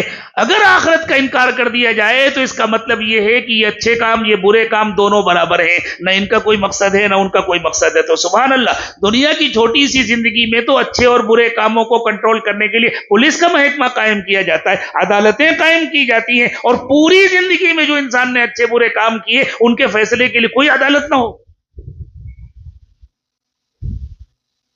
اس کا لازمی نتیجہ یہ ہے کہ یوں سمجھا جا رہا ہے کہ انسان بیکار ہے۔ اس سے زیادہ بے عقلی کا کوئی فیصلہ نہیں ہو سکتا۔ جب کائنات کا کوئی ذرہ بیکار نہیں ہے تو پوری کائنات جس کے لیے بنی ہے وہ بیکار کیسے ہو سکتا ہے؟ اس سے زیادہ ناسمجھی اور بے عقلی کا کوئی فیصلہ نہیں ہو سکتا۔ اور جو لوگ ایسی بے عقلی کا فیصلہ کرتے ہیں، حقیقت میں ان کو کسی دیوانوں کے اسپتال میں ہونا چاہیے، اور جن بستیوں میں ان کی اکثریت ہوتی ہے وہ حقیقت میں دیوانوں کی ہی بستیاں ہوتی ہیں۔ دیکھنے میں چاہے جتنی صاف ستھری نظر آئیں، لیکن اندر ان میں کوئی چین سکون نہیں ہوتا، کوئی چین سکون نہیں ہوتا۔ کیسی باتیں کرتے ہیں دیوانے لوگ۔ کہتے ہیں ہمارے ملک کے جو پہلے وزیر اعظم تھے، نام لینا ضروری نہیں، سب کو معلوم ہے، وہ وزیر اعظم بننے کے بعد ایک پاگل خانے کی وزٹ کرنے گئے، ایک مینٹل ہاسپٹل میں گئے۔ وہاں بیچارہ ایک پاگل تھا جو اکثر خاموش بیٹھا رہتا تھا، اور جب باتیں کرتا تھا تو بڑی اچھی باتیں کرتا تھا۔ لوگ یوں سمجھتے تھے کہ یہ تو اچھا بھلا سمجھدار آدمی ہے، پتہ نہیں کیوں ڈاکٹروں نے اس کو یہاں بند کیا ہوا ہے۔ ڈاکٹروں کو معلوم تھا ابھی اس کی بیماری باقی ہے، لیکن وہ ہر وقت اچھل کود، چیخنا چلانا یہ سب نہیں کرتا تھا، اور بہت سمجھداری کی باتیں کرتا تھا۔ ہمارے وزیر اعظم صاحب جب گئے، سب سے مل رہے تھے تو اس سے بھی ملایا گیا کہ صاحب یہ ہے اتنے سالوں سے، لیکن یہ بہت قاعدے سے رہتا ہے، کوئی توڑ پھوڑ نہیں کرتا، کوئی حرکت۔ اچھا تو میں اس سے ملوں گا۔ گئے، مصافحہ کیا، تو اس نے پوچھا بھائی کیا نام ہے تمہارا؟ پھر انہوں نے اپنا نام بتایا، پنڈت جی نے۔ اچھا کیا کرتے ہو؟ کہ میں ہندوستان کا وزیر اعظم ہوں۔ حاجی آئے ہو نا؟ جب میں آیا تو میں بھی یہی سمجھتا تھا کچھ دن رہو گے ٹھیک ہو جاؤ۔ جب میں آیا تھا تو میں بھی اپنے کو یہی کہتا تھا کچھ دن یہاں رہو گے ٹھیک ہو جاؤ گے۔ یہ دیوانے پن کی باتیں حقیقی زندگی میں ان کی ہوتی ہیں جو اللہ کو اور آخرت کو نہیں مانتے۔ بڑے بڑے سائنسداں ہیں، بڑی اچھی اچھی باتیں کرتے ہیں، بڑے فلسفی ہیں، اور اخیر میں کائنات خود بخود بن گئی، خود بخود ختم ہو جائے گی۔ اس سے بڑی دیوانے پن کی کوئی بات نہیں ہو سکتی۔ یہ پاگلوں کی بستیاں ہیں، اللہ سب کو عقل و شعور نصیب فرما دے۔ انبیاء کرام علیہ الصلوۃ والسلام آتے ہیں انسانوں کو عقل مند بنانے کے لیے، سمجھدار بنانے کے لیے، وہ سوچنے سمجھنے کا صحیح رخ عطا فرماتے ہیں، انسانی فکر کو صحیح قبلہ دیتے ہیں انبیاء کرام علیہ الصلوۃ والسلام۔ اور جب صحیح رخ مل جاتا ہے، اب اس موضوع پر بات چلی ہے تو اسی کو مکمل کیے لیتے ہیں۔ ہمارے یہاں ہندوستان میں علماء کی کمی نہیں تھی، ایسے بڑے بڑے فلسفی یہاں گزرے ہیں، ایسے بڑے بڑے حکیم گزرے ہیں جن کو وید کہا جاتا تھا، جن کو علاج کا ایسا علم تھا، جڑی بوٹیوں کا ایسا استعمال کرتے تھے کہ آج تک دنیا مانتی ہے۔ یونان میں کتنے بڑے بڑے فلسفی گزرے تھے، ایران میں کتنے بڑے بڑے شاعر اور فلسفی گزرے تھے، لیکن دنیا میں کبھی سائنس کی ترقی نہیں ہوئی تھی۔ ہوئی تھی، جنہوں نے تاریخ پڑھی ہے وہ جانتے ہیں، نہیں ہوئی تھی۔ حضرت محمد صلی اللہ علیہ وسلم تشریف لائے تو حضور اکرم صلی اللہ علیہ وسلم نے کوئی سائنس کی کلاس لگائی، آلات بنائے، میکینیکل انجینئرنگ کا کوئی شعبہ قائم کیا، اس کے بارے میں کچھ سکھایا؟ کچھ نہیں سکھایا۔ اس کے باوجود صرف 100 سال میں دنیا نے کیسا انقلاب دیکھا تھا، صرف 100 سال میں۔ کیوں؟ صلاحیتیں اللہ نے انسان کو پہلے سے دی ہوئی ہیں. فکر کا قبلہ درست نہیں تھا.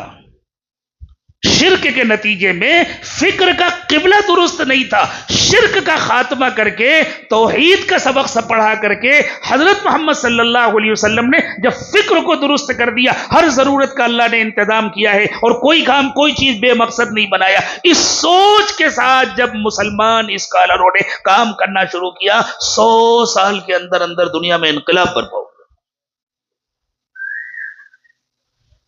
اور آج اہل مغرب کے ذریعے جو سائنس کا انقلاب آیا دنیا میں، اہل مغرب نے یہ سبق سیکھا تھا اسپین کی درسگاہوں میں، اندلس میں. یہ اس زمانے کی بات ہے جب اسپین کی سڑکیں روزانہ دھوئی جاتی تھیں.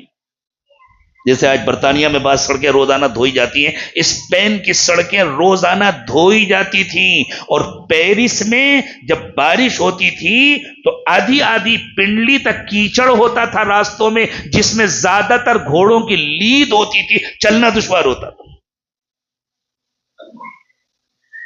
جو ان کا ڈارک ایج کہا جاتا ہے، سیاہ دور، وہ ان کا سیاہ دور تھا. دنیا کا وہ نہایت روشن دور تھا جب وہ برسہ برس نہاتے نہیں تھے. اس وقت اسپین میں بہترین حمام بنے ہوئے تھے. اور صرف اسپین میں نہیں، جہاں جہاں ایمان والوں کی حکومت تھی اسپین میں بھی تھے. اور خاص طور سے ہمارے ہاں ایشیا میں بغداد وغیرہ میں تو ایسے شاندار حمام بنے ہوئے تھے کہ دنیا والے آتے تھے ان کو دیکھنے کے لیے. یہ اچانک اتنا بڑا سائنسی انقلاب کیسے آیا تھا جبکہ حضرت محمد صلی اللہ علیہ وسلم سائنس سکھانے نہیں آئے تھے؟ فکر کا قبلہ درست کر دیا گیا تھا. جب فکر کا قبلہ درست نہیں ہوتا تو لوگ دیوانے پن کی باتیں کرتے. پڑھے لکھے لوگ دیوانے پن کی باتیں کرتے ہیں. یہی ہوتا تھا. ہندوستان کے پڑھے لکھے لوگ، روم کے اور ایران کے پڑھے لکھے لوگ شرک کی وجہ سے دیوانے پن کی باتیں کرتے تھے. اور حضرت محمد صلی اللہ علیہ وسلم نے ایک ایسی قوم کی فکر کا قبلہ درست کیا جن کے ہاں پڑھے لکھے بہت کم ہوتے تھے، جن کو اپنے ان پڑھ ہونے پر ناز ہوتا تھا، جو بڑے فخر کے ساتھ کہتے تھے نحن امۃ امیون، ہم تو ان پڑھ لوگ ہیں، ہم جاہل لوگ ہیں. ان کو اللہ تعالیٰ نے علم و فضل کا امام بنا دیا تھا، اس لیے کہ ان کی فکر کا قبلہ درست ہو گیا. توحید کے ذریعے فکر کا قبلہ درست ہوتا ہے. جیسے میں نے تھوڑی دیر پہلے عرض کیا تھا نا، جب اس کا یقین ہے بھائی جب پیٹرول بھرنے کا انتظام بھرنا ہے تو کوئی سوئچ ضرور ہوگا، پہلے سے یقین ہے. قسم کھا کر کہہ سکتا کوئی بھی آدمی ہوگا ضرور، چاہے نہ ملے. اگر نہ ملتا مجھے تب بھی میں کہتا ہے تو کہیں نہ کہیں، لیکن میں ڈھونڈ نہیں پایا. یہ ہے فکر کا قبلہ درست ہونے کا نتیجہ. آئیے اب ان آیات کی روشنی میں بھی کچھ بات کر لیتے. تو اللہ نے فرمایا الف لام را تلک آیات الکتاب الحکیم، یہ اس کتاب کی آیات ہیں جو حکمت سے بھری ہوئی ہے. اور میں نے اب تک جو گفتگو کی ہے وہ اس بنیاد پر کی ہے کہ قرآن اللہ کا کلام ہے اور کائنات اللہ کا کام ہے.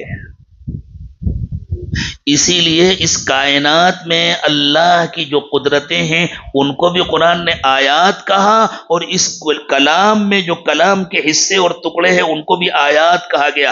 آیات کے معنی ہے نشانیاں. قرآن کا ہر جملہ اللہ کی قدرت کی نشانی، اور کائنات کا ہر کام اللہ کی قدرت کی نشانی. اور کائنات میں اللہ کا کام اور قرآن میں اللہ کا کلام، ان دونوں میں آپس میں کبھی ٹکراؤ نہیں ہو سکتا، اس لیے کہ ایک ہی اللہ کا یہ کلام ہے، وہ کام ہے. الگ الگ ہو تو ٹکراؤ ہوتا ہے. تلک آیات الکتاب الحکیم، یہ اس کتاب کی آیات ہیں جو حکمت سے بھری ہوئی ہے. حضور اکرم صلی اللہ علیہ وسلم کی زندگی، آپ کی سچائی، آپ کے اخلاق، آپ کی مروت، آپ کی ایمانداری اور آپ کی کہی ہوئی باتوں کی حقانیت سوچنے والی بات ہے. جو پچھلی قومیں گزری تھی جن کا تفصیلی علم عرب میں کسی کے پاس نہیں تھا، اللہ کے نبی صلی اللہ علیہ وسلم ایسی ان کی تفصیلات سنا رہے ہیں. خاص طور سے حضرت موسیٰ کی زندگی کی تفصیلات، حضرت عیسیٰ کی زندگی کی تفصیلات، حضرت یعقوب اور حضرت یوسف کی زندگی کی تفصیلات، کہ وہ ان کے خاندان کے جو لوگ تھے ان کی نسل کے جو لوگ تھے، ان کا نام لینے والے جو لوگ تھے، وہ دانتوں میں انگلیاں دباتے تھے. اتنی مکمل تفصیل تو ہمارے لوگوں کو بھی نہیں معلوم جتنی مکمل تفصیل حضرت محمد صلی اللہ علیہ وسلم سنا رہے. تو آخر ان کو کیسے معلوم ہوا؟ ایک ہی جواب تھا، جس نے ان کو پیدا کیا تھا اس نے بتلایا. میں ایک اور چھوٹا سا واقعہ سناتا ہوں آپ کو. وہ جب تک جس موضوع پر میں گفتگو کر رہا تھا وہ آج میرا پیچھا نہیں چھوڑ رہا. ہمارے یہاں جو شہر کی خانقاہ ہے، اس کے گارڈن میں ایک تو بڑی خانقاہ ہے گڑپن حلی میں، سولی ویلے کے پاس. وہاں بھی ہر مہینے مجلس ہوتی ہے، آپ حضرات تشریف لائیں، انشاءاللہ فائدہ ہوگا. یہاں میں خانقاہ میں بیٹھا ہوا تھا. ایک نوجوان کے بارے میں مجھے بتلایا گیا کہ یہ نوجوان ہے اور ماشاءاللہ خانقاہ میں اس کا بہت دل لگ رہا ہے، مراقبے میں اس کو بہت سکون مل رہا ہے. لیکن اس کا کہنا یہ ہے کہ مجھے اللہ کا یقین نہیں ہے. اور جب اللہ کا یقین نہیں تو نبی کا یقین کیوں ہوگا بھائی؟ نبی کو تو اللہ نے بھیجا ہے. بس یہ ہے میرا مسئلہ. باقی مجھے یہاں بہت اچھا لگ رہا ہے، ماحول مجھ کو بہت اچھا لگ رہا ہے. یہ بالکل ایسے ہی ہے جیسے کسی کی آنکھوں میں پٹی باندھ دی جائے اور اسے برف کے زمانے میں کشمیر پہنچا دیا جائے. تو کہ بھائی سردی تو خوب لگ رہی ہے لیکن مجھے برف کا یقین نہیں ہے. تو اب یقین دلانے کی ایک ہی شکل ہے، پٹی کھول دو، دیکھو اپنے آنکھوں سے. اتنی بات سمجھ میں نہیں آ رہی، برف نہیں ہے تو ٹھنڈک کیسے آئی؟ لیکن اگر نہیں سمجھ میں آتا تو چلو پٹی کھولو دیکھو. تو وہ کہہ رہا ہے مجھے یہاں سکون بہت مل رہا ہے، یہاں سے جانے کا دل نہیں چاہتا لیکن مجھے اللہ کا یقین نہیں. شام کا وقت تھا، چائے لائی گئی تھی، اس کے ساتھ کچھ فروٹ وغیرہ بھی تھا. ہمارے دوستوں نے بتلایا کہ ایک نوجوان ہے، کچھ دنوں سے یہاں ہے اور بہت اس کو اچھا لگ رہا ہے. کہتا ہے یہاں سے کہیں جانے کا دل نہیں چاہتا، مجھے مراقبہ کرتا ہوں، مجھے بڑا سکون ملتا ہے لیکن مجھے اللہ کا یقین نہیں ہے، نبی کا یقین نہیں ہے. تو میں کیا کروں؟ اس کو بلا کے لاؤں. بیٹا ہے، تھوڑی دیر گفتگو کی، پوچھا تو معلوم ہوا کہ اعلیٰ تعلیم یافتہ ہے، گریجویٹ نوجوان ہے. اچھی بات ہے، تم نے پڑھا لکھا ہے نا اور سائنس کا طالب علم رہا ہے. دیکھو تم سائنس کا طالب علم رہے ہو، ہم نے تو سائنس پڑھی نہیں. اس عاجز کی تعلیم پہلے دن سے آخری دن تک صرف مدرسے میں ہوئی ہے. اس نے بحیثیت طالب علم کسی عصری اسکول میں 1 گھنٹہ بھی نہیں گزارا ہے. 1 گھنٹہ بھی، ایک دن تو بہت ہوتا. تو بھائی تم تو سائنس کے طالب علم ہو، ہمیں تو پتہ نہیں ہے سائنس کیا ہے. لیکن چلو ہم تم کو 2-3 باتیں کرتے ہیں تم سے. اب میں نے اس سے پوچھنا شروع کیا کچھ باتیں، میں ان سب کو نہیں دہراؤں گا، بات بہت لمبی ہو جائے گی. اور 1-2 باتیں ہو تو دہرائی جائیں، پورا قرآن بھرا ہوا ہے اس سے. میں نے اس سے کچھ مختلف باتیں کی، مجھے اس وقت یاد بھی نہیں ہے متعین طور پر کہ کیا کیا باتیں کی. غالباً میں نے اس سے سمندر کی گہرائیوں کے بارے میں پوچھا اور بعض جانوروں کے بارے میں پوچھا اور اس سے کہا یہ بتلاؤ یہ حقیقت ہے نا؟ تو اس نے کہا بالکل ہے. سائنسداں اس کو مانتے ہیں؟ ہاں مانتے ہیں. کب معلوم ہوئی یہ بات؟ تم نے تو پڑھا ہے، تم بتلاؤ کب معلوم ہوئی؟ تو اس نے کہا 100 سال پہلے، 200 سال پہلے. اچھی بات ہے، 200 سال پہلے معلوم. چلو میں 300 سال مان لیتا ہوں. تو آج سے 500 سال پہلے کا کوئی انسان یہ بات بتلا سکتا تھا؟ تو اس نے کہا نہیں، معلوم ہی نہیں تھا کسی کو تو کیسے بتلا دو. حضرت محمد صلی اللہ علیہ وسلم کو اس دنیا سے رخصت ہوئے کتنے دن ہوئے تمہیں پتہ ہے؟ 1400 سال تو ہو گئے، 1400 سے زیادہ ہوئے، 1400 تو ہو گئے نا. جب تم کو اللہ کا یقین نہیں ہے تو تمہیں ماننا پڑے گا نعوذ باللہ نعوذ باللہ کہ محمد صلی اللہ علیہ وسلم نے جو کچھ کہا وہ اپنی سمجھ سے کہا. تو آج سے 500 سال پہلے کا کوئی بڑا سے بڑا پڑھا لکھا اور سمجھدار انسان بھی اس بات کو بتلا سکتا تھا؟ نہیں بتلا سکتا تھا. میں نے کہا آپ قرآن کی آیت سنو. آیت سنائی، ترجمہ کیا، یہی بات بتلائی گئی نا اس میں.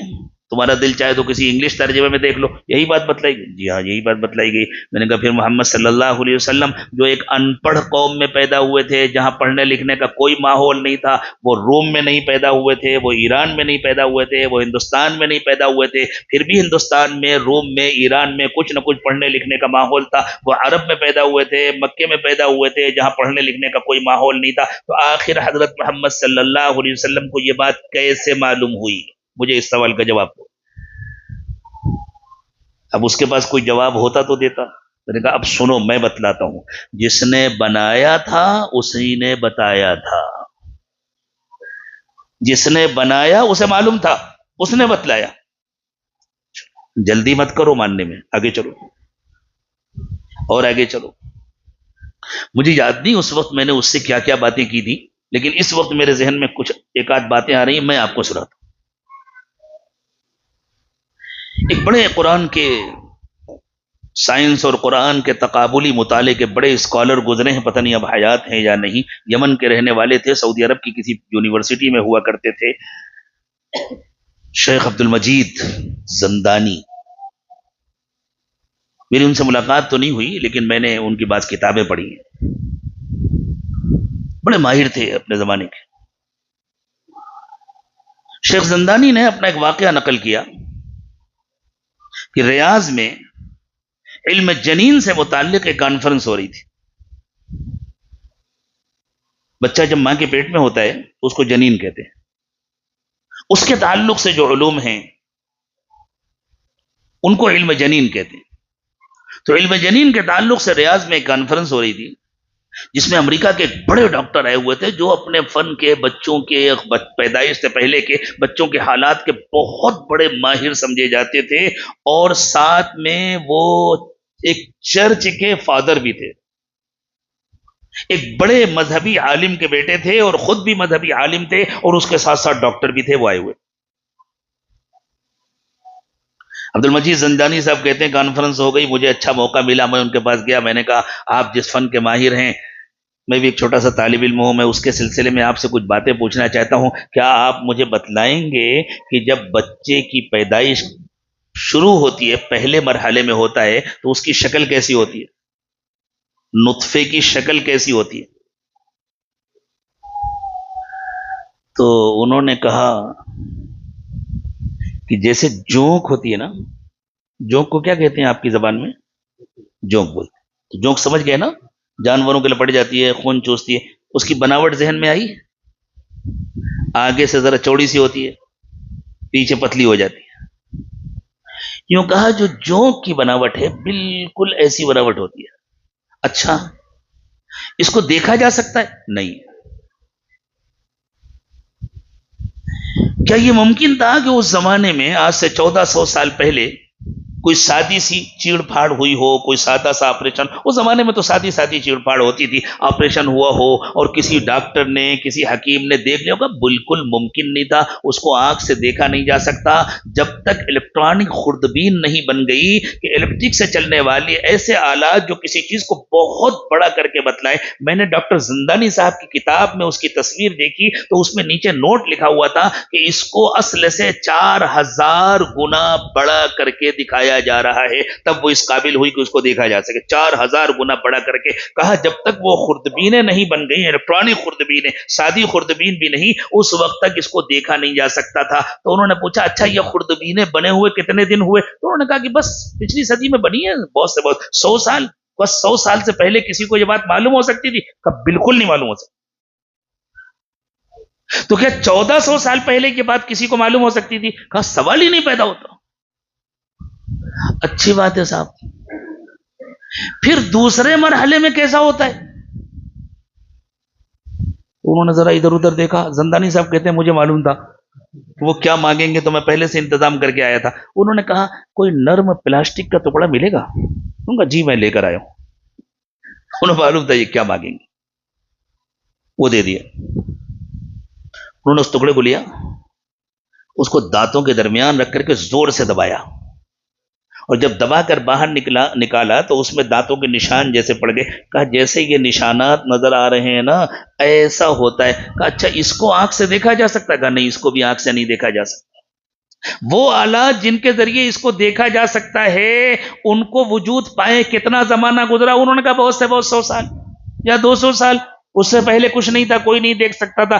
کہا 1400 سال پہلے کوئی بتلا سکتا تھا کہ یہ شکل ہوتی ہے؟ کہا نہیں بالکل نہیں بتلا سکتا. بس یہیں پر رک جاتے ہیں، بہت آگے جانے کی ضرورت نہیں. انہوں نے کہا حضور یہ قرآن ہے جس کو لوگ کہتے ہیں کہ محمد صلی اللہ علیہ وسلم کا کلام ہے، تو گویا یہ بات حضور اکرم صلی اللہ علیہ وسلم نے بتلائی. قرآن کہتا ہے ثم خلقنا النطفة علقة، پھر ہم نے نطفے کو علقہ بنایا. علقہ عربی زبان میں جونک کو کہتے ہیں، اور یہ آپ کی یہاں کی ڈکشنری ہے، آپ دیکھ لیجئے علقہ کو انگریزی میں کیا کہتے ہیں. فَخَلَقْنَا الْعَلَقَةَ مُضْغَةً، پھر اس کے بعد ہم نے علقہ کو مضغہ بنایا. مضغن عربی میں چبانے کو کہتے ہیں، مضغہ چبائی ہوئی بوٹی کو کہتے ہیں. حضور جیسے آپ نے پلاسٹک کو چبا کر کے منہ سے نکالا اور مجھے نشانات دکھائے، قرآن کہہ رہا ہے ہم نے ایسی چبائی ہوئی بوٹی بنائی. انہوں نے کہا ٹھہریے، کہیں ایسا تو نہیں کہ ان تحقیقات کے آ جانے کے بعد آپ لوگوں نے کچھ معنی بدل لیے ہوں؟ اب قرآن میں تو کوئی تبدیلی ہو نہیں سکتی، اور آپ اپنے یہاں کی یونیورسٹیوں میں جو ڈکشنریاں تیار ہوئی ہیں ان میں دیکھ لیجئے یہی لفظ ہے یا نہیں. تو پتہ ہے آپ کو، میں نے وہ انٹرویو دیکھا ہے اپنی آنکھوں سے، ویڈیو میں دیکھا تھا. اس ڈاکٹر کی حیرت کی انتہا نہیں تھی، اور اس نے کہا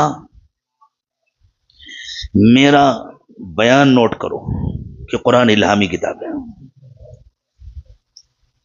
یہ کسی انسان کی کتاب نہیں ہے، یہ الہامی کتاب ہے. کوئی انسان یہ بات کہہ ہی نہیں سکتا تھا 1400 سال پہلے، کوئی انسان یہ بات نہیں کہہ سکتا تھا یہ الہامی کتاب ہے. کچھ کہہ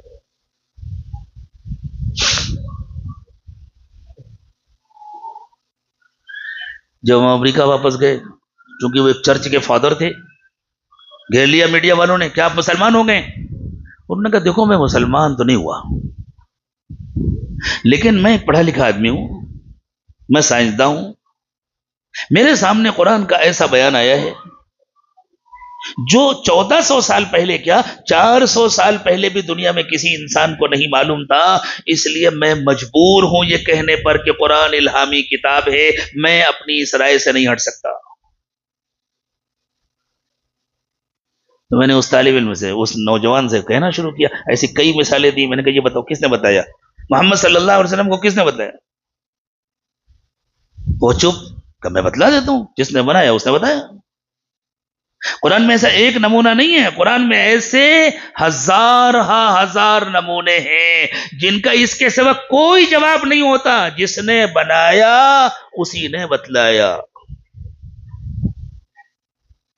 ایک کپ چائے پیتے پیتے، اور میں بڑی محبت کے ساتھ سنترے وغیرہ کی پھانکے پہ اٹھا کر کے اس کو دیتا رہا، لو بیٹا یہ کھاؤ، ٹھیک ہے تمہارا جو اشکال ہے ہم سن رہے ہیں، اور ساتھ میں اس کے لیے قلب سے دعا بھی کرتا رہا، توجہ بھی کرتا رہا. اور مشکل سے 10 منٹ کے بعد اس کی آنکھوں میں آنسو تھے، وہ اٹھا اور باہر کے کمرے میں چلا گیا. باہر کا جو حال ہے ہمارے ہاں اس میں چلا گیا. اور تھوڑی دیر کے بعد ایک دوست نے آ کر کے کہا کہ حضرت وہ درخواست کر رہا ہے دوبارہ آنے کی اجازت دیجیے، وہ کلمہ پڑھنا چاہتا ہے، بیعت کرنا چاہتا ہے. اور پھر آ کر اس نے کلمہ پڑھا اور بیعت. تو اللہ تعالیٰ نے نبی اکرم صلی اللہ علیہ وسلم کو جو علوم عطا فرمایا تو اللہ کے دیا. ان باتوں کو دیکھنے کے بعد کون انکار کر سکتا ہے کہ قرآن اللہ کا کلام ہے اور حضرت محمد صلی اللہ علیہ وسلم اللہ کے نبی. ہمارے ایک بیوپاری دوست ہوا کرتے تھے گجرات کے، جس زمانے میں ہم بھی تجارت کرتے تھے. تو وہ ایک آئٹم بناتے تھے، اس کی سپلائی کرتے تھے، وہ آیا کرتے تھے. تو جب امبانی کا انتقال ہوا تو جتنے دولت مند تھے نا سب ہل گئے تھے. او سب کچھ چھوڑ کے جانا پڑے گا، اتنی محنت سے جمع کیا سب چھوڑ کے جانا پڑے گا. جو آخرت کو نہیں مانتا نا، جیسے جیسے اس کی عمر بڑھتی ہے اس کی حسرتیں بڑھتی ہیں. اور آپ یقین مانیے جیسے جیسے نعمتیں بڑھتی ہیں ایسے ایسے اس کی حسرتیں بڑھتی ہیں. جتنی نعمت بڑھتی جاتی ہے اس کا افسوس بڑھتا ہے، میں بوڑھا ہو گیا ہوں، کمزور ہو گیا ہوں، یہ بھی چھوڑنا پڑے گا، یہ بھی چھوڑنا پڑے گا، یہ بھی چھوڑنا پڑے گا.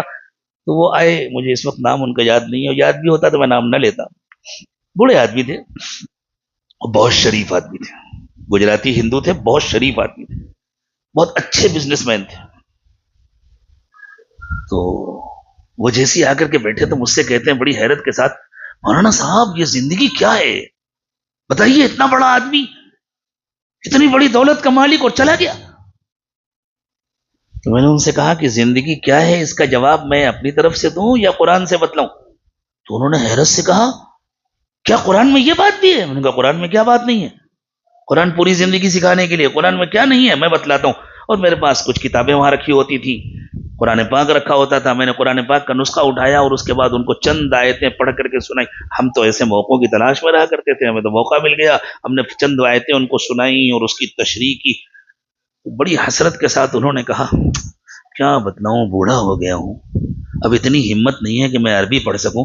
وہ سمجھی کہ قرآن تو عربی میں ہی پڑھا جا سکتا ہے، اس لیے کہ میں عربی میں پڑھ پڑھ کے سنا رہا تھا، ترجمہ کر رہا تھا، ورنہ میرے دل میں آیا کاش کہ میں بھی اس قابل ہوتا، میں عربی پڑھتا، میں قرآن ضرور پڑھتا۔ تو میں نے کہا کوئی بات نہیں، آپ عربی نہیں پڑھ سکتے لیکن آپ اپنی زبان میں تو قرآن پڑھ سکتے ہیں۔ تو انہوں نے کہا کیا ہماری زبان میں مل جائے گا؟ میں نے کہا کس زبان میں چاہیے، کس زبان میں چاہیے؟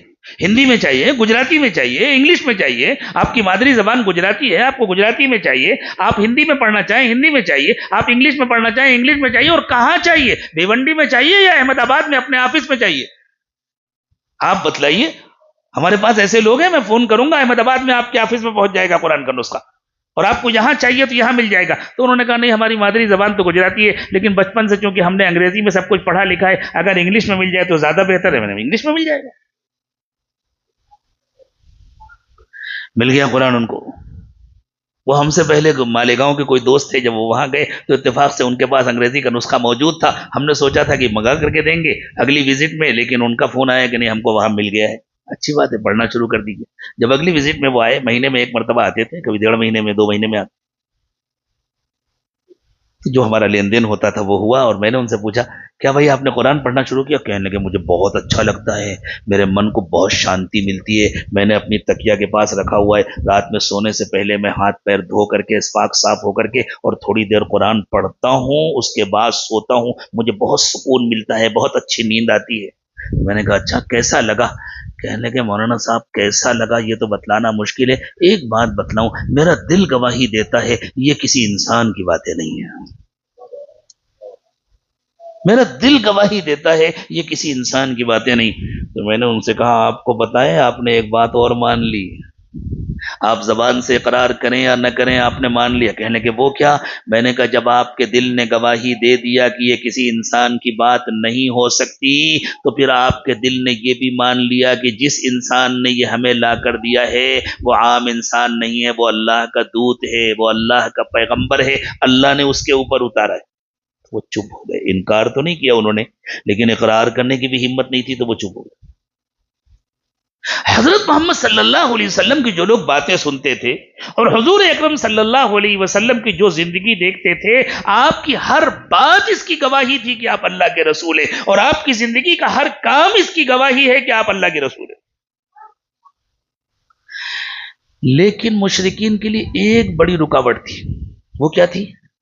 انسان اللہ کا رسول کیسے ہو سکتا ہے؟ کوئی فرشتہ ہو تو ہو، گویا وہ یوں سمجھتے تھے انسان اتنے اعلیٰ مقام تک پہنچ ہی نہیں سکتا، سب کو اپنا جیسا سمجھتے تھے۔ انسان سے بڑی مایوسی کہ انسان کیسے رسول ہو سکتا ہے؟ اللہ نے یوں سمجھایا بے وقوف ہو، یہ سمجھو رسول کی بعثت کا مقصد کیا ہوتا ہے؟ ایک مقصد ہے اللہ کا پیغام پہنچانا، دوسرا مقصد ہے تم کو اللہ سے جوڑنا، اللہ کی بات تم تک پہنچانا، تمہارا رشتہ اللہ سے جوڑنا، ادھر سے ادھر، ادھر سے ادھر۔ اور تمہارا رشتہ اللہ سے کب جڑے گا؟ جب تم اللہ کی مرضی کی زندگی گزارو گے، اور اللہ کی مرضی کی زندگی گزارنے کے لیے کوئی نمونہ چاہیے، وہ نمونہ نبی کی زندگی ہوتی ہے۔ تو انسان کے لیے نمونہ انسانی ہو سکتا ہے نا، انسان کے لیے نمونہ کوئی فرشتہ تو نہیں ہو سکتا۔ آپ کسی ٹیلر کے پاس ایک لوہے کی پلیٹ لے کر جائیں اور ساتھ میں اپنی ایک صدری لے کر جائیں، جیکٹ، ذرا آپ اس کی کٹنگ کر کے صدری سل دیجئے، تو کہے گا بھائی یہ صدری کپڑے کی ہے، لوہے کی نہیں ہے، کپڑا لے کر کے آؤ تو میں سلوں گا، اس کی کٹنگ تو الگ پرزوں سے ہوتی ہے، وہ اس طرح نہیں ہو سکتی، میں کپڑے کے ٹکڑوں کو مشین سے سل کر جوڑتا ہوں، اس کے ٹکڑوں کو تو ویلڈنگ مشین سے جوڑا جاتا ہے، یہ بالکل الگ چیز ہے، یہ بالکل الگ چیز ہے۔ کمال کرتے ہو، لائے ہو لوہا اور سیمپل لائے ہو کپڑے کا، ارے بھائی لوہے کے لیے لوہے کا سیمپل لاؤ، کپڑے کے لیے کپڑے کا سیمپل لاؤ۔ تو دنیا میں انسان بستے ہیں، انسانوں کے لیے نمونے کی زندگی انسان کی ہو سکتی ہے یا فرشتے کی ہو سکتی ہے؟ قل لو كان في الارض ملائكة يمشون مطمئنين لنزلنا عليهم من السماء ملكا رسولا. آپ کہہ دیجئے اگر دنیا میں فرشتوں کی آبادی ہوتی تو ہم ان کے لیے نمونہ کسی فرشتے کو بنا کر بھیجتے. جب دنیا میں انسانوں کی آبادی ہے تو انسانوں کے لیے نمونہ انسان ہوگا جو انسانوں کی طرح کھاتا ہو، انسانوں کی طرح پیتا ہو، انسانوں کی طرح پہنتا ہو، انسانوں کی طرح اوڑھتا ہو، انسانوں کی طرح چلتا پھرتا ہو، انسانوں کی طرح رشتے کرتا ہو، انسانوں کی طرح شادی بیاہ کرتا ہو، انسانوں کی طرح کاروبار کرتا ہو، انسانوں کی طرح خوش ہوتا ہو، انسانوں کی طرح غمگین ہوتا ہو، تب جا کر انسانوں کو پوری زندگی کا نمونہ ملے گا نا. تو اس پر تو اللہ کا شکر ادا کرنا چاہیے کہ اللہ آپ نے ہمیں کسی مشکل میں نہیں ڈالا. اگر آپ کسی فرشتے کو بھیج دیتے اور کہتے فرشتے کی نقل کرو تو ہمارے لیے کتنی مشکل ہوتی. فرشتے کو تو بھوک نہیں لگتی، ہم فرشتے کی کیسے نقل کرتے؟ ہم انسان کی نقل کرتے ہیں، روزہ رکھتے ہیں اتنا اجر ملتا ہے. فرشتہ کتنے دن کے روزے رکھتے ہیں؟ نہ کبھی سحری نہ کبھی افطار، کنٹینیو روزہ ہی روزہ، کھاتے ہی نہیں. ہم رات میں اپنی نیند قربان کرتے ہیں، تراویح پڑھتے ہیں، تہجد پڑھتے ہیں، اللہ تعالیٰ اجر عطا فرماتے ہیں. بسا اوقات رات میں کم سونے کی وجہ سے آنکھیں جلنے لگتی ہیں. آج کل تجربہ ہو رہا ہوگا نا، جو رات میں دیر تک عبادت کرتے ہیں پھر تھوڑی دیر لیٹتے ہیں پھر تہجد میں اٹھتے ہیں، سحری کے وقت میں کیسی آنکھیں جل رہی ہوتی ہیں. اسی لیے اللہ تعالیٰ نے اپنے ان بندوں کے بارے میں فرمایا فَلَا تَعْلَمُ نَفْسٌ مَّا أُخْفِيَ لَهُم مِّن قُرَّةِ أَعْيُنٍ. کسی کو پتہ نہیں ہے اللہ تعالیٰ نے جنت میں ان کی آنکھیں ٹھنڈی کرنے والی کیسی کیسی نعمتیں بنائی ہیں. یہاں اللہ کی یاد میں آنکھیں جلی، وہاں اللہ آنکھیں ٹھنڈی کریں گے. اب اگر کوئی فرشتہ آتا وہ کہتا تم تو پھر بھی 2 گھنٹے سو گئے تھے پھر اٹھے، میں تو سوتا ہی نہیں، میں نہ دن میں سوتا ہوں نہ رات میں سوتا ہوں، تو ہم کسی فرشتے کی نقل کر سکتے ہیں؟ فرشتے کی نہ بیوی نہ بچے، ہم فرشتے کی نقل کر سکتے ہیں؟ فرشتے کو مکان کی ضرورت نہیں، فرشتے کو کاروبار کی ضرورت نہیں ہے، فرشتے کی کوئی ضرورت نہیں ہے، فرشتے کو کسی لباس کی ضرورت نہیں ہے. تو انسانوں کے لیے نمونہ کون ہو سکتا ہے؟ بظاہر تو بڑی اچھی لگتی تھی نا بات، انسان کیسے نبی بن گیا؟ فرشتہ بن کر کے آتا تو بہت اچھا ہوتا.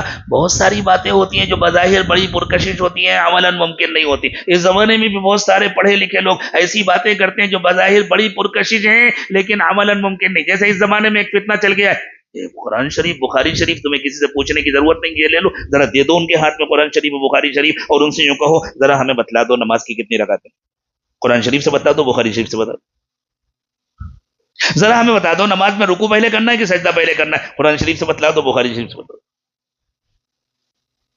ایک ایک سوال کرنا شروع کیا تب پتہ چلے گا بظاہر بڑی پرکشش بات حقیقت میں نہایت ناقابل عمل بات. تو بظاہر یہ بڑی پرکشش بات تھی کہ کوئی فرشتہ ہوتا، حقیقت میں یہ نہایت ناقابل عمل بات ہے. فرشتہ انسانوں کے لیے کیسے نمونہ ہوتا؟ انسانوں کے لیے نمونہ تو انسان ہو سکتا ہے. اکان للناس عجبا ان اوحینا الی رجل من، لوگوں کو اس پر تعجب ہوتا ہے کہ ہم نے ان کے جیسے ایک انسان پر وحی نازل کی ہے.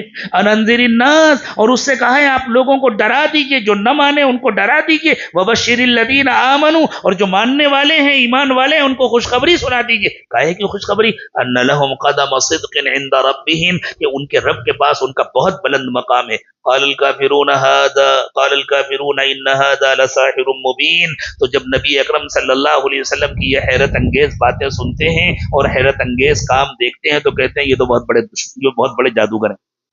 کس چیز میں جادوگر کہتے تھے؟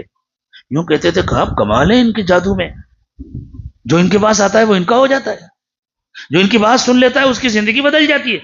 اور یہ نہیں دیکھتے تھے تبدیلی کیسے آتی ہے. چور تھا شریف بن گیا، ڈاکو تھا دوسروں کی عزت لوٹنے والا تھا عزتوں کا محافظ بن گیا، حق دبانے والا تھا حق ادا کرنے والا بن گیا، جھوٹ بولنے والا تھا سچا بن گیا. اتنی بڑی تبدیلی کیسے آ گئی؟ کہنے صاحب یہ جادوگر ہیں، جادو کر دیتے ہیں اس لیے تبدیلی آتی ہے. اللہ اکبر، ایسے جادوگروں سے اچھا کوئی نہیں ہو سکتا جو ہمیں اچھا انسان بنا دے، جو ہمیں شریف انسان بنا دے، جو اللہ سے جوڑ دے. تو میرے دوستو یہ حیرت کی بات نہیں ہے کہ انسان کیوں نبی ہے، انسان ہی کو نبی ہونا چاہیے. حیرت کی بات یہ حضرت محمد صلی اللہ علیہ وسلم کے صحبت میں کیسی تاثیر تھی، اور حضرت محمد صلی اللہ علیہ وسلم کے وارثین کی صحبت میں بھی ایسی. ٹھیک ہے جتنا زمانہ گزر گیا، جتنا فاصلہ گزر گیا، جس کا جو درجہ ہے وہ مقام نہیں مل سکتا، لیکن اپنی اپنی حیثیت کے مطابق حضرت محمد صلی اللہ علیہ وسلم کے ہر وارث کی صحبت میں ایسی تاثیر ہوتی ہے کہ جو ان کے پاس اٹھتا بیٹھتا ہے، جو ان کی باتیں سنتا ہے، جو ان کی توجہ میں رہتا ہے، اس کی زندگی بدلتی ہے، اس کے دل میں آخرت کا ڈر آ جاتا ہے، گناہوں سے نفرت آ جاتی ہے، نیکیوں کی محبت پیدا ہو جاتی ہے۔ یہ کیسے ہوتا ہے؟ اس لیے کہ ان کے دلوں میں اللہ کی محبت ہوتی ہے، اس محبت کا عکس پڑتا ہے۔ اللہ ہم سب کو اپنی محبت و معرفت نصیب۔ میں نے جن آیات پر گفتگو کا ارادہ کیا تھا ان ساری آیات پر میں گفتگو کر نہیں سکا، لیکن اس سفر کی ایک ملاقات اور باقی ہے، ہو سکتا ہے اللہ تعالیٰ رات میں کرا دیں، اور یہ بھی ممکن ہے کہ اس وقت تک اللہ تعالیٰ کسی اور آیت کی طرف متوجہ فرما دیں اور وہ ہو جائے اللہ کی طرف سے۔ تو اللہ کی طرف سے اشارے، میں کوئی دعویٰ تو نہیں کر سکتا کہ مجھے اشارے ملتے ہیں، لیکن اللہ کی مہربانی ہے کہ اللہ کی طرف سے ذہن کو موڑ دیا جاتا ہے، توجہ دلا دی جاتی ہے، اور بس اس کے بعد اللہ تعالیٰ جو چاہتے ہیں وہ عرض کیا جاتا ہے۔ اللہ ہماری زندگیوں کو بدل دے، اللہ ہمیں سچی توبہ نصیب فرما دے، آج کے بعد سے اللہ تعالیٰ ہر گناہ سے، ہر نافرمانی سے ہم کو بچا دے، مردوں کو بھی اور عورتوں کو بھی۔ اسی نیت کے ساتھ سچے پکے ارادے سے توبہ کے کلمات پڑھیں، اپنی پوری زندگی بدلنے کی نیت کریں کہ اب ہم اللہ کے وفادار امتی بنیں گے، حضرت محمد اللہ کے وفادار بندے اور بندیاں بنیں گے، اور حضرت محمد صلی اللہ علیہ وسلم کے وفادار امتی بنیں گے۔ جان بوجھ کر کوئی گناہ نہیں کریں گے، اور اگر شیطان کرا دے گا تو توبہ کرنے میں بالکل تاخیر نہیں کریں گے، بالکل تاخیر نہیں، فوراً توبہ کریں۔ کوئی غلطی ہو جائے گی معافی مانگ لیں گے، کسی کا دل دکھ جائے گا اس سے معذرت کر لیں گے۔ دنیا میں معافی مانگ لینے میں کوئی بے عزتی نہیں ہے، اللہ آخرت کی بے عزتی سے ہماری حفاظت فرمائے۔ ان کلمات کو ساتھ ساتھ پڑھیں۔ بسم اللہ الرحمن الرحیم۔ لا الہ الا اللہ محمد الرسول اللہ صلی اللہ علیہ وسلم۔ آمنت باللہ وملائکتہ وکتبہ ورسلہ والیوم الآخر والقدر خیرہ وشرہ من اللہ تعالی والبعث بعد الموت۔ آمنت باللہ کما هو باسمائہ وصفاتہ وقبلت جمیع احکامہ۔ اشہد ان لا الہ الا اللہ واشہد ان محمدا عبدہ ورسولہ۔ استغفر اللہ ربی من کل ذنب واتوب الیہ برحمتک یا ارحم الراحمین۔ اللہ تعالیٰ اس توبہ کو قبول فرما لے، بچنے سے اس کی حفاظت فرمائے۔ اچھا یہ بتلائیں، اتنی دیر تک آپ نے جو دین کی، قرآن کی باتیں سنی، ان سے فائدہ ہوا نا؟ تو آپ کو پتا ہے یہ فائدہ کہاں سے آیا؟ اصل میں تو آتا ہے رسول اکرم صلی اللہ علیہ وسلم کے قلب اطہر سے۔ اللہ تعالیٰ کی وہ رحمتیں جو رسول اکرم صلی اللہ علیہ وسلم کے قلب اطہر پر اتری، انہی کا فیض ہے۔ لیکن جیسے آپ کے موبائل میں جو نیٹ ورک آ رہا ہے، اصل تو آ رہا ہے کمپنی سے، لیکن آپ کے موبائل میں کہاں سے آ رہا ہے؟ قریب کے ٹاور سے۔ آپ کو پتا ہے ہمارے قریب کے ٹاور کون ہیں؟ وہ ہمارے شیخ حضرت پیر ذوالفقار صاحب ہیں، وہ ہمارے قریب کے ٹاور ہیں، ان کے قلب کا فیض ہے جو حاصل ہوتا ہے۔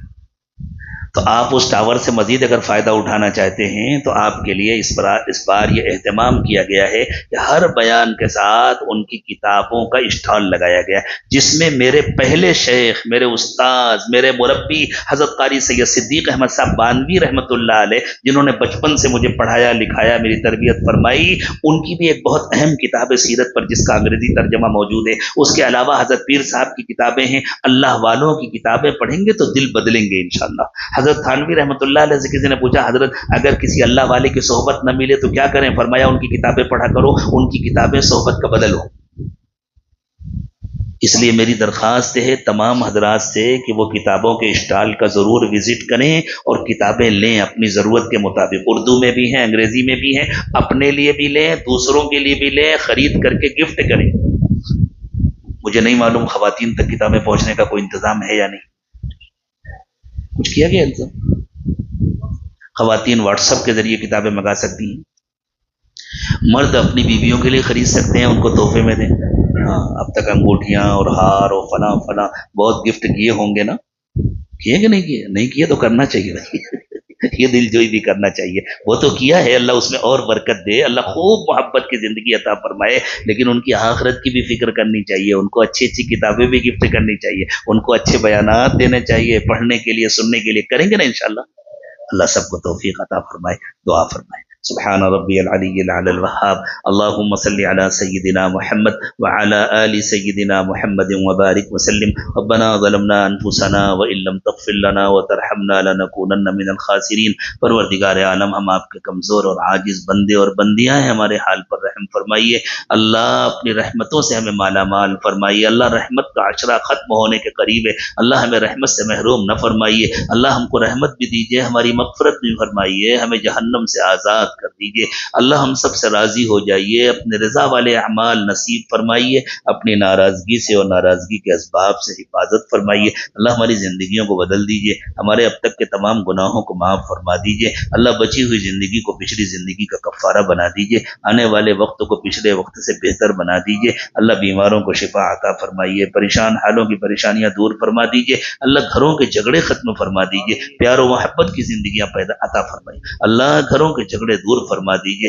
اللہ، پیار و محبت کی زندگیاں عطا فرمائیے اللہ، روزی میں برکت دیجیے، حلال و پاکیزہ روزی عطا فرمائیے اللہ، روزے، نمازیں، تراویح، ذکر و تلاوت، عبادتیں، دعائیں سب قبول فرمائیے، اور اللہ ساری دنیا سے ظلم کا خاتمہ فرمائیے اللہ، ظلم اب اپنی حد کو پہنچ گیا ہے اللہ حد کو پار کر رہا ہے ظلم اللہ، کمزور نہتے بچے بچیاں مرد اور عورتیں روٹی کے ایک ایک ٹکڑے کے لیے ترس رہے ہیں، ایک ایک قطرہ پانی کے لیے ترس رہے ہیں اللہ ظالموں کو قرار واقعی سزا دیجیے اللہ، ظالموں کی پکڑ کر لیجیے اللہ، تمام ظالموں کو چن چن کر ختم کر دیجیے، اور اللہ مظلوموں کی مدد فرمائیے اللہ، مظلوموں کی مدد فرمائیے اللہ، پوری امت مسلمہ کی مدد فرمائیے اللہ، مسجد اقصیٰ کی حفاظت فرمائیے، اس کی حفاظت کرنے والوں کی حفاظت فرمائیے اللہ، جو اس کو ڈھانا چاہتے ہیں، گرانا چاہتے ہیں، آپ ان کے گھروں کو ڈھا دیجیے، گرا دیجیے، ان کو تباہ و برباد کر دیجیے اللہ، دونوں حرموں کی حفاظت فرمائیے، تمام مدارس، تمام مساجد، تمام خانقاہیں اور دعوت و تبلیغ کے تمام مراکز کی حفاظت فرمائیے اللہ، دین کی حفاظت فرمائیے، دینداروں کی حفاظت فرمائیے، دینی کاموں کی حفاظت فرمائیے اللہ، پوری دنیا میں عمومی ہدایت پھیلا دیجیے، اور اللہ ہمارے ملک میں بسنے والے تمام انسانوں کو اللہ خاص طور سے جہنم سے بچا دیجیے اللہ، ان کی دنیا کی تکلیفیں بھی دور فرما دیجیے، ان کو آخرت کی تکلیفوں سے بھی بچا دیجیے اللہ، سب کو جنت کے راستے پر چلا دیجیے، سب کو اپنی محبت و معرفت نصیب فرما دیجیے، اور ہم فقراء کو اس کے لیے ذریعہ اور سبب کے طور پر قبول فرما لیجیے ربنا تقبل منا انك انت السميع العليم وتب علينا انك انت التواب الرحيم سبحان ربك رب العزة عما يصفون وسلام على المرسلين والحمد لله رب العالمين۔